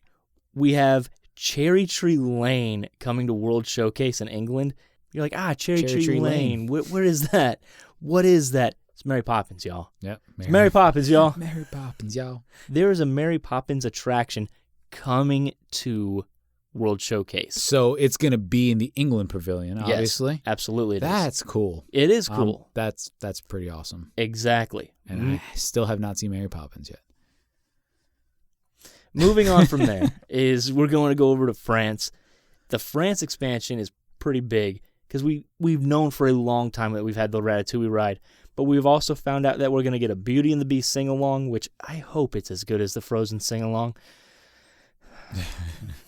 We also get we're also going to get a new restaurant called La Crêpe de Paris. Okay. Cool. The Land Pavilion is getting a new film called Awesome Planet in 2020.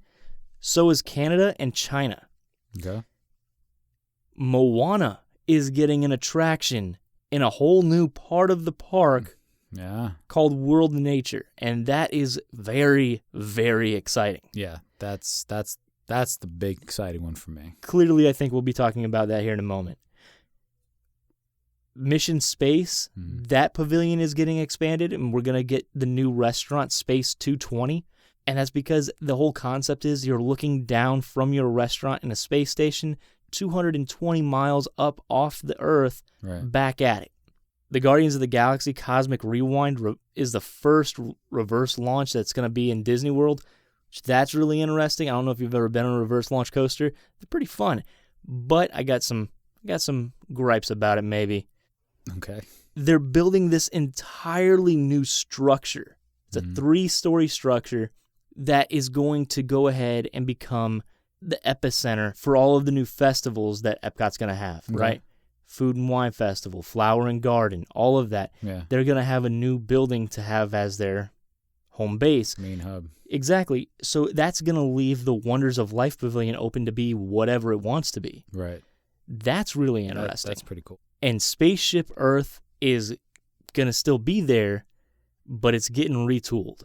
Okay. Retooled heavily. Yeah. Brand new scenes, brand new narration, and most importantly, and sadly, new narrator.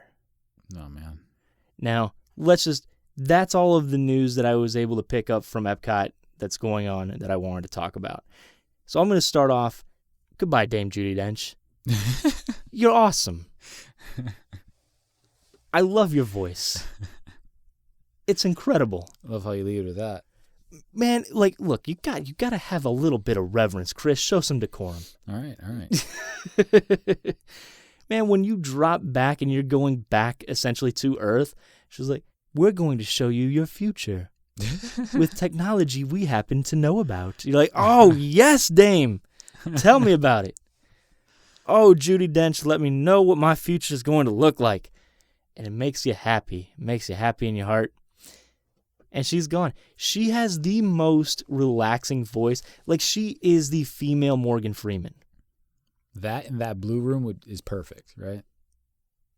The blue room? You know where you're backing down? Oh, yeah. Dude, those are stars. Yeah. No, but what I'm saying is that is so relaxing, and then you incorporate her voice into that. Exactly. It makes you want to fall asleep. If you could have anybody be the new narrator of essentially the same type of ride, but obviously different scenes and whatnot, who would you have? Jack Nicholson. Jack Nicholson? No. It was a joke. Here's the Earth. You're backing down to the Earth. I don't know, man. I mean, Mars has always been my right hand planet. Oh, man. Well, clearly you're not taking this seriously. No, I'm not at all. I mean, I guess it's not fair to say. I mean, it's always going to be Morgan Freeman. I mean, who doesn't love Morgan Freeman narrating anything? But I mean, that's a good call. Yeah, but I mean, no, she does a fantastic job. She really does. I mean, it's going to be really sad to see her go, but I'm excited because I'm not one of the Disney fans who's like, no, everything's got to stay the same. Like, I'm going to be honest and be like, oh wow, I'm going to miss this when it's gone. The question is, Brice, will the Phoenicians get the love that they deserve? Yeah, they had better. They brought me My ABCs, Chris. If I did not have the Phoenicians, I would not have been able to send you the email that contained the show notes for us to do this show now. And that Egyptian better be able to hammer out that papyrus. Hit the papyrus. Hit it. You're shutting this place down. I mean, hit the paper, man. What's really interesting, though, is that 3-story structure that I talked about, right? It's going to be overlooking the lake where you go to watch the new Nighttime is Spectacular and all that. Okay. And it is supposed to be this pinnacle of design, right? Right. It is supposed to look futuristic. It is supposed to look absolutely incredible. Mm-hmm. And the Disney Parks blog said that it's also supposed to become a new icon for the park. Okay. Do you think that it will? Like, do you think that there's anything that they can build that will supplant the Epcot ball as... Dude, I still think the ball is going to be there, man. The ball will be there. I mean, I still think it's always going to be number one. Like, for me, I don't care how nice of a building they put. Like, I'm sure it's going to be amazing looking and it'll look fantastic. But when you think Epcot, that image is forever planted in your head. I mean, it's hard not to. It is hard not to, but you have Hollywood Studios, where they used to have the Eiffel Tower, right? Mm-hmm. And it was this giant water tower that had But Mickey they took hat it on down. No, they didn't. It's still there. It's still there? Yeah. So the Eiffel Tower is there, right? Then they're like, let's put up the Tower of Terror, but let's also put up the hat. Then the hat was there, then the hat went down, but the hat became the icon of the park. But now that that's gone, instead of going back to the Eiffel Tower, which is still there, I think it's Tower of Terror. They go to Tower of Terror. So I think it's interesting because as something that's iconic, you're like, this Yeah, is... but the difference between that is that Epcot's been around for a long time. That's Sure. another thing. And that ball has been there since it's open. Since it's been there, right? Yeah. And nothing has changed from that. There's not been any competition for it at all. So that's the only thing. Hollywood Studios and everything like that, that's a more It feels of a like new... a park in flux. Right, and it's new. Like, it's relatively new. Yeah. Epcot's been around for a long time, you know? You know, I'm talking in terms of parks. Right. And like I said, it hasn't had any competition as far as what else do you think of, what other icon that there is. There isn't one. It's the biggest thing, the biggest structure there is in the park. So now with this 3-story building that you're saying is there, that might give it some competition. But I'm sorry, I still don't see like anybody being like, so you think of Epcot, you think of this new building, or do you think of the ball still? I still think people are going to be like, it's going to be the ball. I think you're right. I think you'll be right. I've never had a time. more in-depth conversation about the ball, about an image, and whether or not it's going to be relevant. But I think you're right for a time. Because if this is in fact Disney's goal is to replace the ball as the iconic structure of this park. But the ball's going to be the first thing you see when you go to the park, dude. True. And that's the thing. I mean, what they were showing, too, is like these lights and the fountains. Yeah. So when you walk up to Epcot, that is what you see first. People are very fickle. It's like what you show us up front, like judging a book by its cover, that's just how people are. That's a good point. You know, and there's nothing to take away from going in there and that becoming, you know, something else you can throw on a shirt. You know what I'm saying like that? Like, and I'm sure it's going to be talked about. I'm sure it's going to be beautiful. But I'm talking about as far as just like, it's going to be the first thing you see. What they showed with the fountains and the lights and all this sort of stuff. The fact that you're going to now that those rocks, those stones are taken away, it's going to be an iconic photo for the first entering into that park. So, yeah, I think it's going to be beautiful because if we remember that concept art that you're talking about, it had a bunch of like trees and foliage and flowers. It looked it's like beautiful. Pandora on Earth, you know, like it looked really, really cool. It did. And with that as the background, I mean, come on. It's going to be really hard to say that this other thing might take it away. It's going to have to work real hard at it is what I'm saying. Like the structure is going to have to be insane. That's true. You know? That's true. I'm really looking forward to seeing this. I think that is the piece of news that I am most interested in. Really? Well, because, I mean, yeah, it's cool that there's going to be a Cherry Tree Lane over in England. And it's cool that Mary Poppins is going to be getting an attraction. It's cool that we're going to be getting a whole new pavilion where Moana's going to go. Right. I think that's really interesting. I think it's cool that we're going to get a whole new Moana attraction. But I don't think that I would be as excited about this if there wasn't so much hype going into it from Disney themselves. Disney's saying, this is going to be the new icon.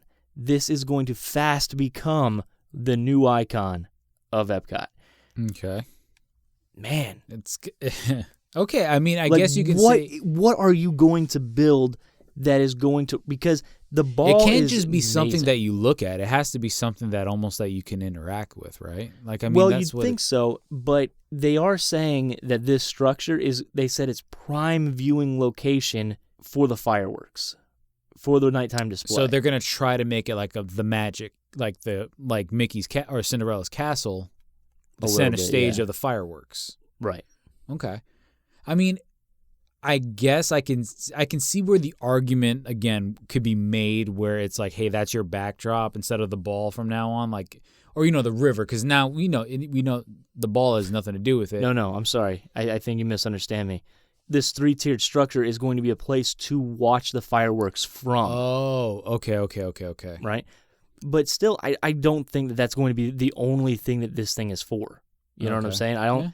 I think it'll be a great place to watch them from. Absolutely.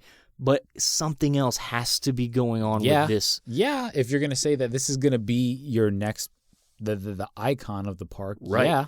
Exactly. So I'm really excited about this because I am just incredibly curious about what they're going to give us. It's Pride Rock. Exactly. That would do it. You know what, though? No, I don't think it's Pride Rock. Don't worry about that. Neither do I. But it does bring up a good conversation because Epcot has always been one of those parks that Disney's always shied away from putting IP in. You know what I'm saying? Yeah. They've never really put intellectual properties in Epcot. I mean, you get your odd Aladdin in Morocco. I mean, now Norway is Frozen. It's the Frozen Pavilion. Yeah. And more kudos to them that they're finally doing it. But that's the thing. They are doing it now. It's making it feel like a Disney park, which is, as a kid, how many times have we said this?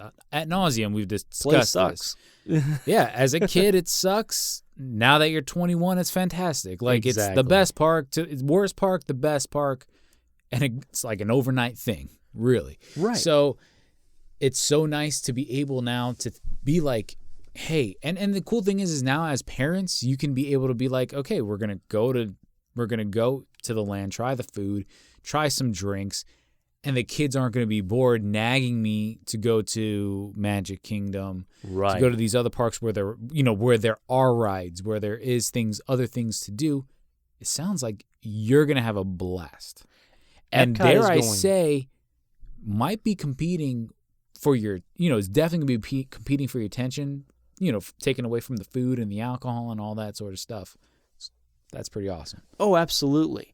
No, the transformation that Epcot is going through is massive. I dare say a new park. Like, yeah, exactly. Because that's the thing with the World Showcase. It's, it's like a big restaurant, right? It's just like a big fair over there. But that has been another thing, too, where it's like, once you're done walking around, we're in and out. How many times have you talked about what's the one thing we do? We beam straight to World Showcase. And then but yet there's so much space. You know what I'm saying? It's when you get to the World Showcase, the sad thing about it is realizing you got to walk back. Because it is so big to get. It takes so long to get back to your car, right? It really does. So it would be nice to have something else in between to really take your attention, Now, to be fair to Epcot, right? As of right now, they do have stuff there, but it's really spread out. You have Soarin', you have the Seas with Nemo and Friends. Now, I don't particularly love that ride, but it drops you off in the aquarium, and that's a great aquarium. Yeah. It is a great aquarium. Yes. I love an aquarium. That's a really good aquarium. That is a great place to go into, soak up some AC, and just relax. We said that a while back. We need to do a review on that place, just that ride. Mm-hmm. No, absolutely. Yeah, we'll do one of that later. So you have that.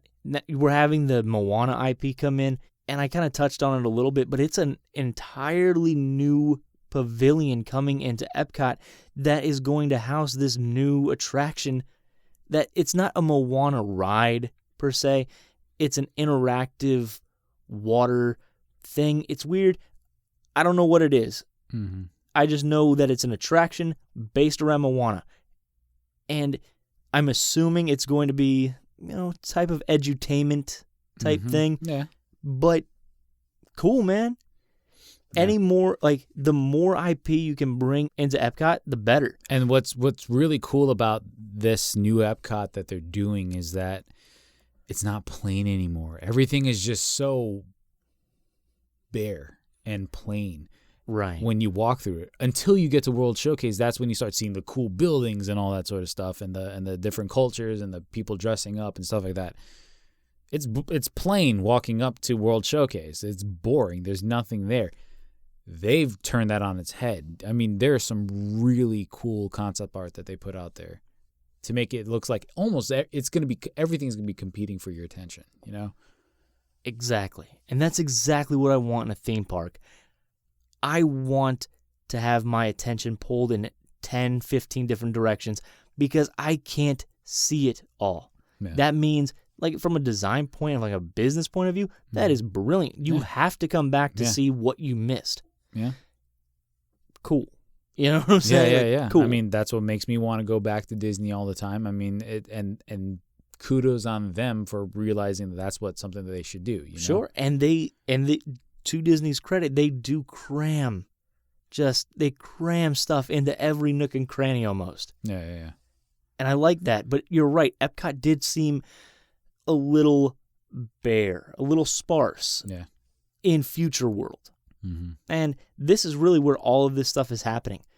Dude, Space 2020, that sounds like a brilliant concept to me. Yeah. Disney used to have this thing where you would go on that ride, essentially, which is the Seas with Nemo and Friends, and then you would jump in an elevator, and it would take you down, way down, way down to the sea floor, and that's where the aquarium was, right? But you're on the sea floor. Right. You didn't move anywhere. It's just sit there and shuck underneath you. Yeah. But that was the whole idea. That was the concept. It was to trick you. Mm-hmm. That's what they're doing with this, but instead of taking you to the seafloor, they're taking you 220 miles into space. Yeah, that's cool. I am so happy that we're going to be getting another restaurant. Oh, yeah. And then you can see it. You can see the Earth from space. Exactly, because it's going to be this massive panorama view looking at Earth from space. It's really awesome. And it's going to have daytime viewings and nighttime viewings. Yeah. Who doesn't love that? The only thing I'm scared about is the food, honestly. It's just what type of food you're going to go for, what's going to be served. That's going to be the only thing that's a bit iffy, And that is fair. I am worried a little bit about that as well. Not worried about it nearly enough to not try it at least once. Absolutely not. No. But I mean, it's interesting. I mean, you think of astronauts, you think of space, you think of the astronaut food, which dehydrated carrots. Yeah, no thank you. So it's going to be really interesting to see, are they going to play into that but make it taste amazing? You know what I'm saying? You'd have to. Right? To keep with the theme.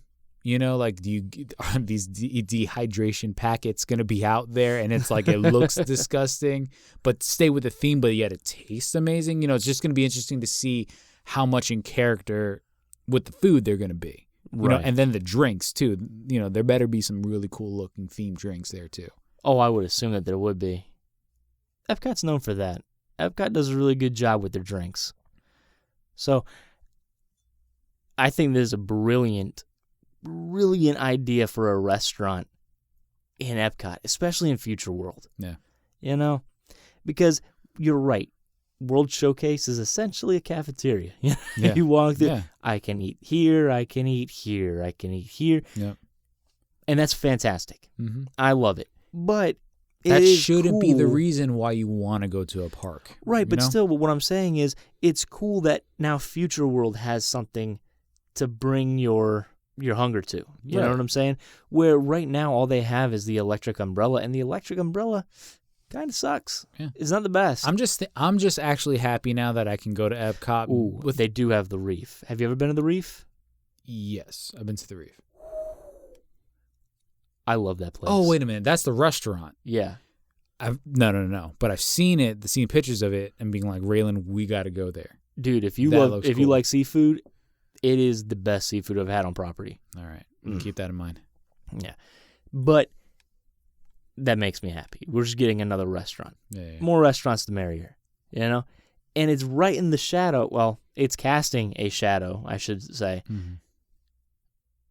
on the new Guardians of the Galaxy ride. Yeah. Now, I know you're not the biggest Marvel fan, but how do you feel about Marvel entering Epcot? I'm fine with it. You're fine with that? Yeah, I'm fine with it. Good. I am too. Yeah, I don't find it a problem. Like I said, the more stuff that they give me to do in Epcot other than just eating and drinking, and that's one thing that I'm, like I told you before, I'm really happy about, is because I don't want Epcot to be the park anymore that's just like, hey, my lunch and my drinks. You know, now I don't have to go anywhere. You know, you can stay there. You know, Exactly. really You enjoy your have- time there, you know? You have a reason to stay at the park. You have a reason to go Exactly. see this new nighttime spectacular that they're putting out, Exactly. which looks crazy. Exactly. So that's excellent. Now, they're saying it's a Reverse roller coaster, is that what you said? right. It's a reverse roller coaster. So it Which- takes off with you going backwards. Yeah. Okay. Oh, from what I gather, you know what I I'm mean, saying? that makes the most sense. Exactly. In the way they explain it, the way they describe it, I should say, is it's thrilling, family-friendly storytelling coaster, rotates to focus on the action. Mm-hmm. Okay, Have you seen the carts? I've seen the carts. That's really cool. They how are do pretty it. cool. They spin you, and Exactly. that's really sweet. Have you rode Escape from Gringotts yet? No. Okay. That is the roller coaster they have over in Harry Potter Land. Mm. I heard fantastic things about it. Okay. Like, oh, this roller coaster is awesome. I love this coaster. This and this, this and this, this and this. It's cool. I'll give you that. It is cool. It just never gets going. Right? When it takes off, you hit this huge drop and you're like, oh wow, this is gonna be really intense. This is gonna be a lot of fun. And then you almost immediately come to a halt. And not like, hey, we're slowing down. No, just done. And you stop. And then you watch this video. And then you go to another part. And then you kind of like like your cart turns and you look at this giant screen. And then you're kind of interacting with the screen because these giants are hitting you and stuff. Mm. And then the one throws you and then your cart goes. So it sounds like it's similar to Guardians of the Galaxy. That's my fear. Okay. Yeah. Because I don't want that. I want a roller coaster. You know what I'm saying? Yeah. I want to get in there and get going. I want it to be a thrill ride where this will be cool. Make no mistake about it. But you want a roller coaster. Exactly. And I'm on your side too. Yeah. I would rather take a roller coaster than what it sounds like you're giving me. Because it's a storytelling roller coaster, so it's gotta slow down enough for you to get the story. Being Disney, and it's I hate to say this, but being Disney makes me think that it's probably gonna be something similar to that. Oh, absolutely. I don't doubt it for a second. I 100% think that is what we're getting. And that kind of kills it for me a little bit, you know. But I mean, I didn't think that this coaster was going to be like a rock and roller coaster. I wanted it to, But it could have been. Yeah, it could have been. It had the potential to go there, and especially it made sense, with the IP. Exactly. It made sense with the property, like the spaceships and everything in outer space. It makes perfect sense for that. I'm a little less excited. Now that you sorry. said that, it's sinking in. It's really sinking in right now. As I say it, I'm trying to like hype my own self up about this, but no, it does. It's a little saddening. Yeah, it is. You know, is it going to be cool? I have no doubt. Yeah. I think it will be very, very cool. But when you're throwing things out like family friendly and storytelling podcast, storytelling roller coaster, right. there are certain things that go along with that. Like, I wouldn't call Rock and Roller Coaster necessarily family friendly. Right. It is an accessible roller coaster, to be sure, but it's not something like, I would call something like Big Thunder Mountain a family-friendly coaster. Right. You know, where a 4-year-old can go on it and be like, oh my God, it's my first roller coaster. Yeah. And be kind of genuinely a little bit thrilled. Exactly. Be a little bit scared. You know, for an adult, definitely not, but... Hey, Big Thunder Mountain is a great roller coaster. It's fun. It is a good ride. Yeah, it is great. It is a good ride. And I'm not, like I said, I'm not taking anything away from that. Yeah. Mm. It's a good beginner coaster. Right. And which is not what you kind of wanted for the Guardians of the Galaxy roller coaster. I don't think it's necessarily going to be a beginner roller coaster, but I do think it's going to lean more towards... So you think it's going to be more Mummy? That's Mummy. There you go. Perfect. Right? Because, I mean, they do show you some stuff. They shoot you around a little bit, show you some stuff, shoot you around a little bit. And you don't like that. The Mummy I like. I like the Mummy I like a lot. I like the Mummy. Mummy I like a lot. So maybe there's going to be a nice little marriage between the both, you know? Because one thing I really do like about the Mummy is, yes, you stop and you kind of interact with the room or the scene a little bit. But there are those parts where you're take going. Off. Right, you take off. So for all we know, that could be something that they might do with this coaster, you know? That's true, and I hope that it is. It just, the mechanics of the ride make me think more Gringotts than the Mummy. Right. If it's the Mummy, dude, I'm with I'm you, on board. because it's scary. It's weird to think you're going like 60, 70 miles an hour with your cart still being able to turn, enjoy your ride or your story, and then shoot you back. And then have that even be safe, you know? Yeah. So, I mean, it does make sense. Man, I'm you sorry. done messed it up, Brice. Let's bring you back. Let's bring you back into Happy Town with Mary Poppins. Okay. Look, I've never been like, oh my God, Mary Poppins is amazing, but I do like the movie. Right. The new movie I thought was really good. Mary Poppins Returns. Yeah. It has one of possibly the most emotional songs Disney's ever put in a movie ever. Okay. That being said, I'm really looking forward to this area. Yeah. In England, especially because it's still a popular movie. Many people love this movie. People love Mary Poppins. So I mean, it's going to be a great place to take pictures. It's going to really make that area, that England area, really pop up a little bit more. Which is good. It really needs it because there's a lot of space in England. Yeah, it kind of gets lost, even though the restaurants are fantastic. Well, you know, it has the fish and chip spot, right? And then it had right next door. You have the bar, the pub, and then you have the Rose and Crown above the pub, and that is really good. But they're kind of nestled together. But if you have me think of the area, that's what comes to mind. Me too. And that's the thing. It's great, but I mean, you need something a little bit more, and this is definitely more, you know? Oh, no doubt. Because behind you, if you turn around and look at the rest of the pavilion, it's really big. Like, they have this big flower garden out back. Yeah, we actually walked through that, like, 2 visits ago. We never did it before. Yeah. Really cool. It is. It's very really cool. You got Peter Pan stuff in there. You have Alice in Wonderland, and Winnie the Pooh, and they did have some Mary Poppins stuff in there. Yeah, they have some Mary Poppins stuff in there. They have Doctor Who, be like the main Sherlock. Thing. But now they're actually having a Cherry Tree Lane. Yeah. That is exciting. That is going to be very, very cool.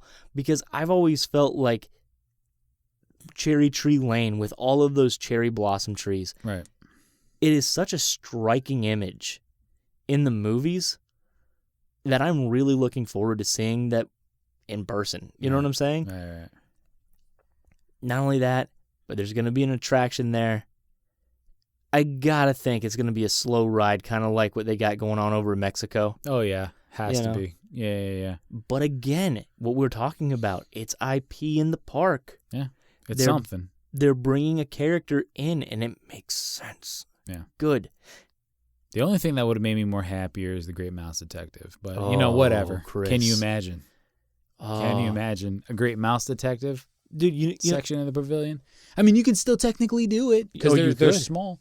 All I would need, this is all I need right here. Dude, curtain on a window, Ratigan figure, probably 4 inches tall, My goodness. just standing there. Yes. It would make me so happy. Like Pascal, how they Yes! have him at the Rapunzel Tower. Yes. That would... Yes. No, Brice, I say yes. Find the Ratigan. Like, that would be cool to have little scenes played throughout there. Yeah. Like, everywhere you kind of look, you'll see, like, Ratigan fighting Basil? That Basil? would be great. I love The Great Mouse Detective. That movie does not get the love it deserves.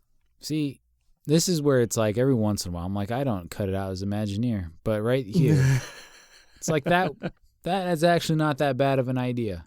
It's not a bad idea at all. I don't know how many people would get it. People would be like, why is there a mouse fighting? Is that Fievel? Excuse me, sir.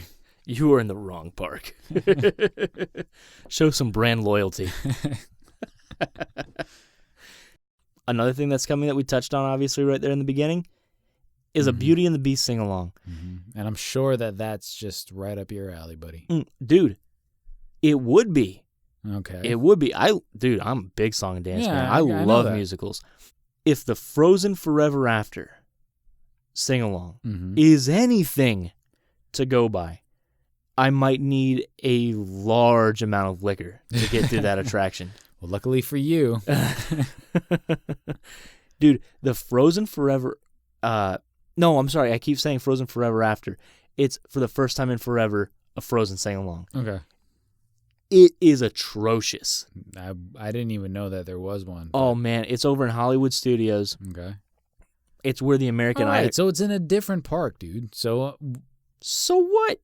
Dude. I mean, that Disney... the Beauty and the Beast in Hollywood Studios was really good. Yeah, but it's also a different thing. That's a stage play. That was... I'm comparing sing-along to sing-along. Okay. Right? You know what I'm saying? So Okay. there is connective tissue there. It's kind of like the same way of like, oh, man, you can't compare Spider-Man and Transformers. You can. It's the same ride. They're in different parks, but they're the same ride. Right. So I am nervous because I love the music in Beauty and the Beast. I love the music in Frozen. But how much I love the music in Frozen is not enough to make me sit through that armpit of an attraction. And you know what it is? They have these people called the Arendelle Historians. And I know that not everything can be for me, but they are playing to the lowest common denominator, man. They are so loud and over the top. I remember I used to watch this show called The OC, and one of the characters, like his thing was, I'm funny. I'm a funny guy. And then this other character came in, and he was getting a bunch of laughs from people, and he got mad, and he said, well, why are you so upset? He goes, because you're not funny. You're not funny. You're just big. You're loud. And anyone can be big and loud and get a laugh. And that's exactly what I feel like when I watch these Arendelle Historians, and it's upsetting. Okay. Man. You're very passionate about this. Dude, next time you go there, it's a 20-minute attraction. Okay. Go there. Check it out. I feel like I have to now. I want you to. And I want you to come back into this booth and tell me, oh, my God, Brice, you know what? You're way off. That was great. Because you won't. You'll be lying to me. It's awful. All right. I'll check it out. So, yeah, am I nervous for Beauty and the Beast? Yes. I have But to reason be fair, what Disney's really good at, too, is like, how many times have we sat here and gone, oh, man, I hope it's not like this. But it's not. You know, like it's... Or it is, and it's just good. Yeah. Yeah. You're right. Disney, and that's the thing. I don't think like it's you take the same people and you move it over. I think how Disney does things is that, yes, there has been stuff that comes out and it's bad, and then we hear stuff like that's coming out that sounds similar, and we're like, oh my God, here we go again. It has nothing to do with that. You know what I'm saying? So I feel like you might be a little bit too afraid. You know what I'm saying? So, but I mean, rightfully so. If it's as bad as you say it is, I just got nothing to go off of, because I haven't seen it yet. But something I will say this with the songs as iconic as in Beauty and the Beast and how big that property is. And I know Frozen made $1 billion, but Beauty and the Beast had 2 movies, and I'm pretty sure that that's probably more than $1 billion, right? Between the two. Hopefully Yeah, I believe so. Maybe. So, I mean, and I dare I say more beloved than Frozen. So, I mean, yes. I feel like it is, right? So, you got to nail it, no matter what you do. So, you have to nail it. You definitely have to nail it. And like I said, man, a sing-along, it's right up my alley. I remember I took my mom to go a Grease sing-along here at the Bell Tower. Okay. It was like, I like that kind of stuff. Yeah. So this is right up my alley. I hope it's good. I really hope it's good. I don't like coming in here and being like, oh, boo, boo, this is Disney failing again. Or I don't like doing that. Well, to be fair, crap. they succeed in so many good things. They do. It's really hard not to talk about the negative things because it's like, really, that's what makes news, man. Sure. That is fair.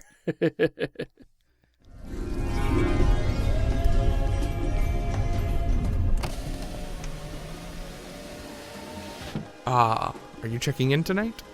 Welcome home. I am in a number of different Disney Facebook groups. Okay. And over the last few years, you started noticing, oh, hey, this Disney store is closing, and this Disney store is closing. This Disney store is closing too. We had one down in Estero, which is about a 45-minute drive from us. Yeah. And that one closed a couple years ago. I was actually on a Facebook page just the other day. Mm-hmm. Well, we have one right over here at the Edison Mall in Fort Myers. No, we don't. Yeah, I know. I'm saying it's closing. Exactly. And I found out about it on Facebook. I'm looking at it, I'm like, but did you find out why, good sir? Yeah, I did, actually. Do you know why? Yeah. It's the partnership, right? With Between Target. Yeah, they're closing them down and they're opening up they're closing them down and they're opening up 25 different quote-unquote Disney stores. I'm going to call them Disney aisles. And they're going to be putting them in Target across the country. Mm-hmm. 25. Only 25. But by October 2020, they're going to have 40 of them. That's what I was about to say. I'm like, this is not done. No, they're not. It's just such a weird move to me. Like, why are you doing this? You already have Disney product in Target, right? Mm-hmm. Yeah, but it's going to be one of the main things that it's known for, I suppose. And that's when you're going to think Target, you're going to think Disney. I mean, it's kind of brilliant, Yeah, it is a smart business move, and it's a crazy symbiotic relationship, right? Sure, symbioted. I'm just curious as to how big and how much stuff is actually going to be in these stores. Well, it's going to have to be a large amount because you would think so. Yeah, because of the partnership. You would assume that there would be a hefty section dedicated to this. Right. Being that, if we're going off the Disney store that was in the mall that, and over here in Edison, fairly big store. It was a really good sized store. I mean, probably, I'd say it was probably 700, 800 square feet. And what was really cool is that you can only get a lot of Disney exclusive stuffs that you would be either at the park or Disney Springs there. So it only seems fair that you would do that at these Targets, so. Right. And I hope that they still have the same quality of stuff that they had at the Disney store, because I'm not saying like Disney store quality was incredible, but it was a lot better than what Target's kicking out. It was literally a lot of the same stuff they sold at the store that you would see in the Disney parks. Exactly. So I really hope they do that. The question is, do you know where these stores are going to be open up? I don't. Because our Target right now is currently under construction right now. Is it really? Yeah. Oh, that's tremendous. Yeah. That'd be interesting. I mean, for a long time, we supported essentially 2 different Disney stores with the Estero one and the one in Edison Mall. So it would be nice to have another one close by. Right up the road. Yeah, exactly. Disney Store, man, like, I wouldn't necessarily buy a lot of stuff in there, but I would go in there because I got my Disney fix. Okay. It's kind of like... Well, their clearance their clearance Dude, is their awesome clearance because you sales can were get some great. cups there that you would see at the park for, $1 billion. And you're like, okay, $10, $15, that's reasonable. Absolutely. And it, you wait long enough, you're going to get the cup you want, I'd go in there every year and buy Disney ornaments for like the Christmas tree because I hang them from the rearview mirror of my car, which is not a big thing, but it's just a little bit of Disney. I'm like, all right. Yeah. And plus, a lot, like I said, like we were talking about, a lot of the stuff that you can get at the parks, you really can't get anywhere else unless you buy it online or something like that. So it's not like If you you can buy go it to online, you're you scalping. can't go to like a Walmart or somewhere else and just pick up the same kind of toy that like you would have like a Disney proper or that would sell at these Disney stores. So that's kind of what made them different and fun to kind of walk into. I know big thing that me and Raylan do. We love walking in there just pretending like, oh my God, like what if we have kids? It's almost impossible every time that we walk into that store where the discussion of kids doesn't come up because it's like, oh my gosh, like you want to buy the whole store. Yeah, just for this invisible kid that you just conjured up in your mind or kids or whatever. And even though, like you said, we didn't go in there buying a ton of stuff, it's still a great store to walk through where every once in a while you might leave out with a little souvenir, Exactly. And what was nice about our store, I don't know if they did this in all of them, we had a hidden Mickey. Yeah. I like that very much. Yeah. It was just, it brought you a little bit of Disney. Yeah, you know without what I'm having to saying? go to Orlando. Exactly. Nice little like B12 shot. Bam. Yep. So another one of the announcements that they had at D23 was this thing called Disney Genie. Now, essentially, it's your own personal like travel planner. It'll go through millions of options, it says, and kind of give you the optimal way to spend your day, right? You're like, oh, you're a thrill seeker? All right, go to Magic Kingdom first thing in the morning, jump on Space Mountain, do Big Thunder Mountain Railroad. Right. Maybe you want to hit Splash Mountain, maybe you don't. If you don't, that's fine. Roll out, go to Everest over at Animal Kingdom. It'll be probably a 30, 45-minute wait by this point. It's like, it's that kind of thing, right? And it plans your day. Is that something that you think you would be interested in? Absolutely not. Me neither. Me neither. I mean, I cannot tell you how annoying that sounds. Disney's saying, oh, it's revolutionary. It's going to be something along the lines of magic bands. Now, I can see where some people... like newbies, right? Who just come in like, I don't know what to do. People do. who are just like, I need structure in my life. Like, I just, you know what I'm saying? People that are just like leading the group, leading the pack, that are just like, to them, that's how they like leading their life, is having everything planned out and organized and whatever, I guess. That is not fun to me. I told you this before going to Disney. I like going up there and just kind of winging it. However, I feel like if I want to go to this park, I want to go to Springs, I want to ride this ride, I want to ride that ride. I don't need a genie to be really telling me what I can do. And as far as waiting times, we have the app, right, to tell us, hey, Pandora, you're never going to get in there today, so don't even bother. And speaking of something, you've just sent me off on a tangent. Okay, so guys, me and Chris usually come into the booth on Thursday nights and record. I edit on Friday, and just because I like to make you guys wait a little bit, I'll upload on Saturday around 5, hopefully. The night that we're recording, is August 29th. Now, if that date sounds familiar to you, well, it's because that's the day that Galaxy's Edge is opening in Orlando. Right. It is 3 hours away from us right now, but we're in Cape Coral recording this podcast.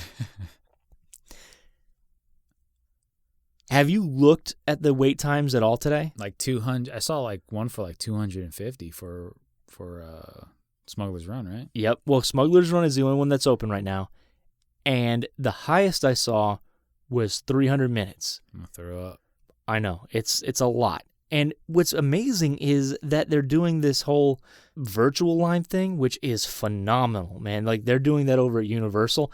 I don't know why more places don't do that. Like, it makes so much sense. You and I used it over at Volcano Bay when we went over there. It was great. Yeah. So I really hope that Disney kind of takes a cue from Universal and starts implementing this in more parts in the park. However, they're doing it in Galaxy's Edge, and that's fine for now. So once they hit 300 minutes in line, well, they don't want to show a 6-hour line like kind of what Hagrid did over in Universal. So they say, all right, virtual line time. Boom. And then people went into virtual lines. Dude, everything in Hollywood Studios was like a 5-minute wait this morning. That's insane. Slinky Dog. The highest one I saw was Rock and Roller Coaster at 10 minutes. I told you, man. I'm like, man, it's either going to be like one or two things. Like, either there's going to be nobody there, or everybody's going to be smart and be like, that's the day we ride everything. So it seems like nobody just showed up. Everybody was like, we are scared from Star Wars. 10 minutes, Chris. Yeah, that's insane. I cannot remember. Did you see anything for Pandora? Did you see what Pandora's with? 30 minutes for Flight of Passage. I'm going to throw up. Yeah, dude. I'm angry right now. I've never seen it that short. I've gotten there at rope drop. You want to tell everybody? We went to Disney a couple of weeks back. Yeah. We got up early to ride the Banshee ride. Flight of Passage. And we got there pretty early, right? I feel like we got there. We walked through the gate at like 9:15. So we didn't hit rope drop because rope drop was at 9, but it was pretty freaking close. Yeah. And we're talking a 2-hour wait, right off the bat. Exactly. That's insanity. Just gross. It is. They were actually cutting off access to Africa from that bridge that's in the back of Pandora. 15 minutes. It's nuts. Yeah, dude. I'm never going to ride that ride, man. Never going to happen. You're never going to get on Smuggler's Run. You know what? I feel like it's a thing, and I'm just going to continue going with it. I'm the guy that likes Pandora. I'm the guy who likes Avatar. I'm just never going to go on the Flight of Passage just to say I haven't. You got to do it. You got to do it. Sorry, we got off on a little bit of a tangent there. But going back to Disney Genie, look, going to something like Ms. Marvel, it's just not for me. You know what I'm saying? Yeah. I've been going to Disney for so long, to Disney World. Now, if I went to Disneyland, or if I went to Disney Paris, or if I went to Disney Tokyo or Tokyo Sea or whatever, this would be phenomenal. Yeah. I would love this because if I'm going to those other parks, odds are I have a limited time to be there. And I don't want to go in there like you and be like, I'll see what I do. Because if I see what I do, you don't do nearly as much because you have no motivation to get to these other spots. I don't know. To me, it's all about that adventure, dude. It's about what you stumble on and just walking in and walking around. That's what I like. All right, dude, so even going into a new park, especially for going into a new park. All right, so I say, Chris, here is a plane ticket, right? You're going to go out to California. You have a day in Disneyland. Mm-hmm. A day. You're just going to be like, whatever happens, happens. Yeah. You're not going to plan anything. No. That's insanity to me. No, especially because of how just because it's one park. I mean, dude, it's a cakewalk. I'm sorry, man. I hit 4 parks and downtown Disney in a single day. Like, it can be done. Like, I've done it. It can be. I've done it. Like, it's been done. Plus lunch, dinner, breakfast. Like, and then end of the day at Trader Sam's. Like, cakewalk, nothing. One park is going to be nothing to me. I'm going to slay that thing. I'm going to be done. If anything, I might call you up, send you a text, be like, these rides are phenomenal, but I'm bored. It's 3:00. You know, like I'm just, I don't really mean that. I'm just simply saying, like, it's one park. Part of the adventure is for me the journey, figuring stuff out. And now, to your credit, I can understand why you, like, I understand your argument on this. Like, for you, hey, you want to go to the park if you're like at Disney Sea, you know, I can see where with your argument why you would like that, and that makes sense to me. Right. Just not for me. I hear you. Just not for me. All I need is the thingy that shows the wait times, the app. That's it. I'd be happy with that. So clearly, me and Chris are not over the moon about Disney Genie. If you need to be sold on it, maybe a little bit, it does have the character of the genie as the mascot, so you'll be able to interact with the genie a little bit. See, I can see where it could be beneficial. Like, I can see it, but it's not for me. It's not my thing, dog. I hear you, man. Mine either. All right. This is the last topic I want to talk to you about. Okay. This is something that I am very excited about. Okay. Now, a couple years ago, Cirque du Soleil, La Nuba, closed up, went out. Right.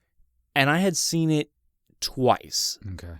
It is one of my great sadnesses that I've never gotten back to go and see it a third time or more. Because it is really, really cool. It is a great show. So I really would have loved to see it again. Right. I really equate it to something similar to Blue Man Group. Right. Blue Man Group is more... It's great. Oh, man, I love Blue Man Group. It's very rock-esque, Yeah. where La Nuba is not, Yeah. but I would put it on like the same level of performance art. You know what I'm saying? Yeah. All right, that out of the way. A couple years ago, it closed down. Extreme sadness. It's coming back, baby. It's come back with a vengeance. Yeah, it is, because it's not La Nuba. Uh-huh. It's not La Nuba, but it's Cirque du Soleil still. Uh-huh. It's going in that Cirque tent over in Disney Springs, so that thing is finally going to be put to some use again. And what's going to be incorporated into it? Disney Imagineering and Dude. animation. Yes. That makes so much excited. sense to me. Wow. Yeah. Dude, there's so many things coming to these parks. When I saw this, I'm like, I want to have a reason to go. Like, I see this tent all the time when you're at Springs, and you're like, I would kill to come here. Like, there's so many times where, it's in the evening, and I'm like, okay, I've done the Springs thing. Like, I can watch a show right now. I would love a show, yeah. That sounds amazing. They showed some concept art too, like some certain stuff, and I'm like, whoa, that looks neat. Look, man, I've seen a number of Cirque shows, right? I've seen La Nuba, and I've seen a couple traveling shows that have come to Hertz Arena by us, and those were good, but I saw La Nuba first, and seeing La Nuba... Go Cirque du Soleil, man, you can't go back. Well, I mean, that's what I've heard from a lot of people. Like, here's the thing, because all of those shows that I saw were La Nuba. I'm sorry, all of those shows that I saw were Cirque du Soleil, but La Nuba was the specific show, right? Yeah. So you had the that one traveling place. shows, Yeah. and then you had La Nuba. La Nuba had this building, and they had incorporated that into the show. And these people have time to really just get to know where everything is. Right. Where on a traveling show, you don't have that, right? Yeah. So you're going into different rooms, into different theaters, into different stadiums, and trying to make your show work. And they made it work very, very well. But it was a little lacking from not having its own building. Right. And that's fair. I get it. I'm not bashing it because of that. But man, the thought of a brand new Cirque du Soleil show coming in to that building with the thought of incorporating Imagineering and Disney animation, dude, sold. That's 100%. a dream made in heaven, yeah. 100% I'm sold. Yeah. I feel like this is going to sell to people who, for me, I've never been into the whole Cirque du Soleil thing. I've heard a lot of good stuff about it, but when this was announced, made me go, okay, this is a must. I got to see this. This is the single most exciting thing to happen in Disney Springs since it became Disney Springs. Yeah. Like, I loved this show with Downtown Disney. And I was fine with it being Downtown Disney. Yeah. And then the change happened, and there was some really cool things that happened. this takes the And cake. it's going to be nice to see that area get some center stage, get some love, because it's so barren, and the building is so cool. Like The building is so cool looking, like the architectural design of it. Yeah. It's right next door to the NBA experience. It's right next door to House of Blues. Yeah. It really does feel like we've gone through the rest of Disney Springs. Now we're going to hook you up. It kind of does feel like the cherry on top of, boom, Disney Springs. Yeah, because you can go there, have dinner, watch it, and then go see a show, or see Exactly. the show and then go have dinner. Like, it's perfect for this to come back. It's perfect timing, I think. Exactly. And the nice thing is, we don't got to wait too long. Because when I was reading this, I was like, oh, this is going to be great. When is this happening? The previews of it are going to happen on March 20th of 2020. They're going to start on March 20th, I should say. Okay. Cool. So they're going to run for a while, and then the world premiere of it is going to be on April 17th. Sign me up, man. Yeah. Sign me up. I'm there. I am going to look into that, actually. I would actually very much like to be there on the first show of opening night. Should do it. We should. You should. It would be a lot of fun. Yeah. It would be a lot of fun. Dude, I'm calling tomorrow. Okay. Okay. Let's do it. Cool.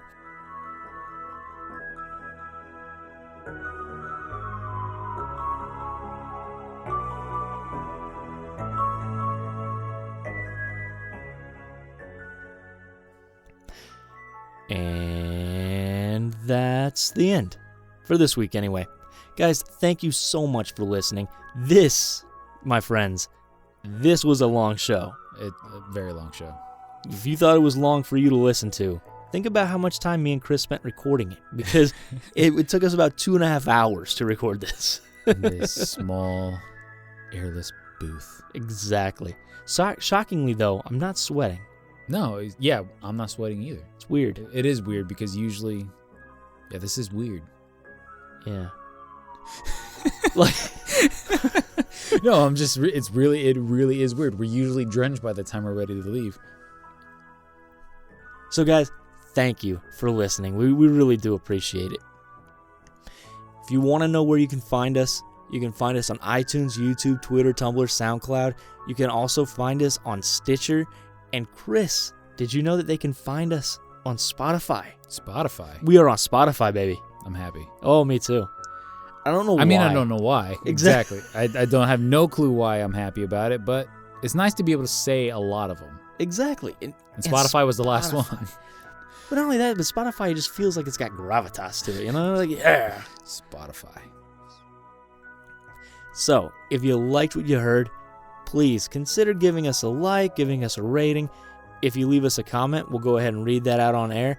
Show some love, people. Exactly.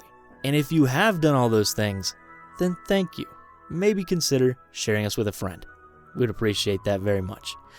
And that's going to do it for tonight, guys. And please, hurry back, we're dying to have you.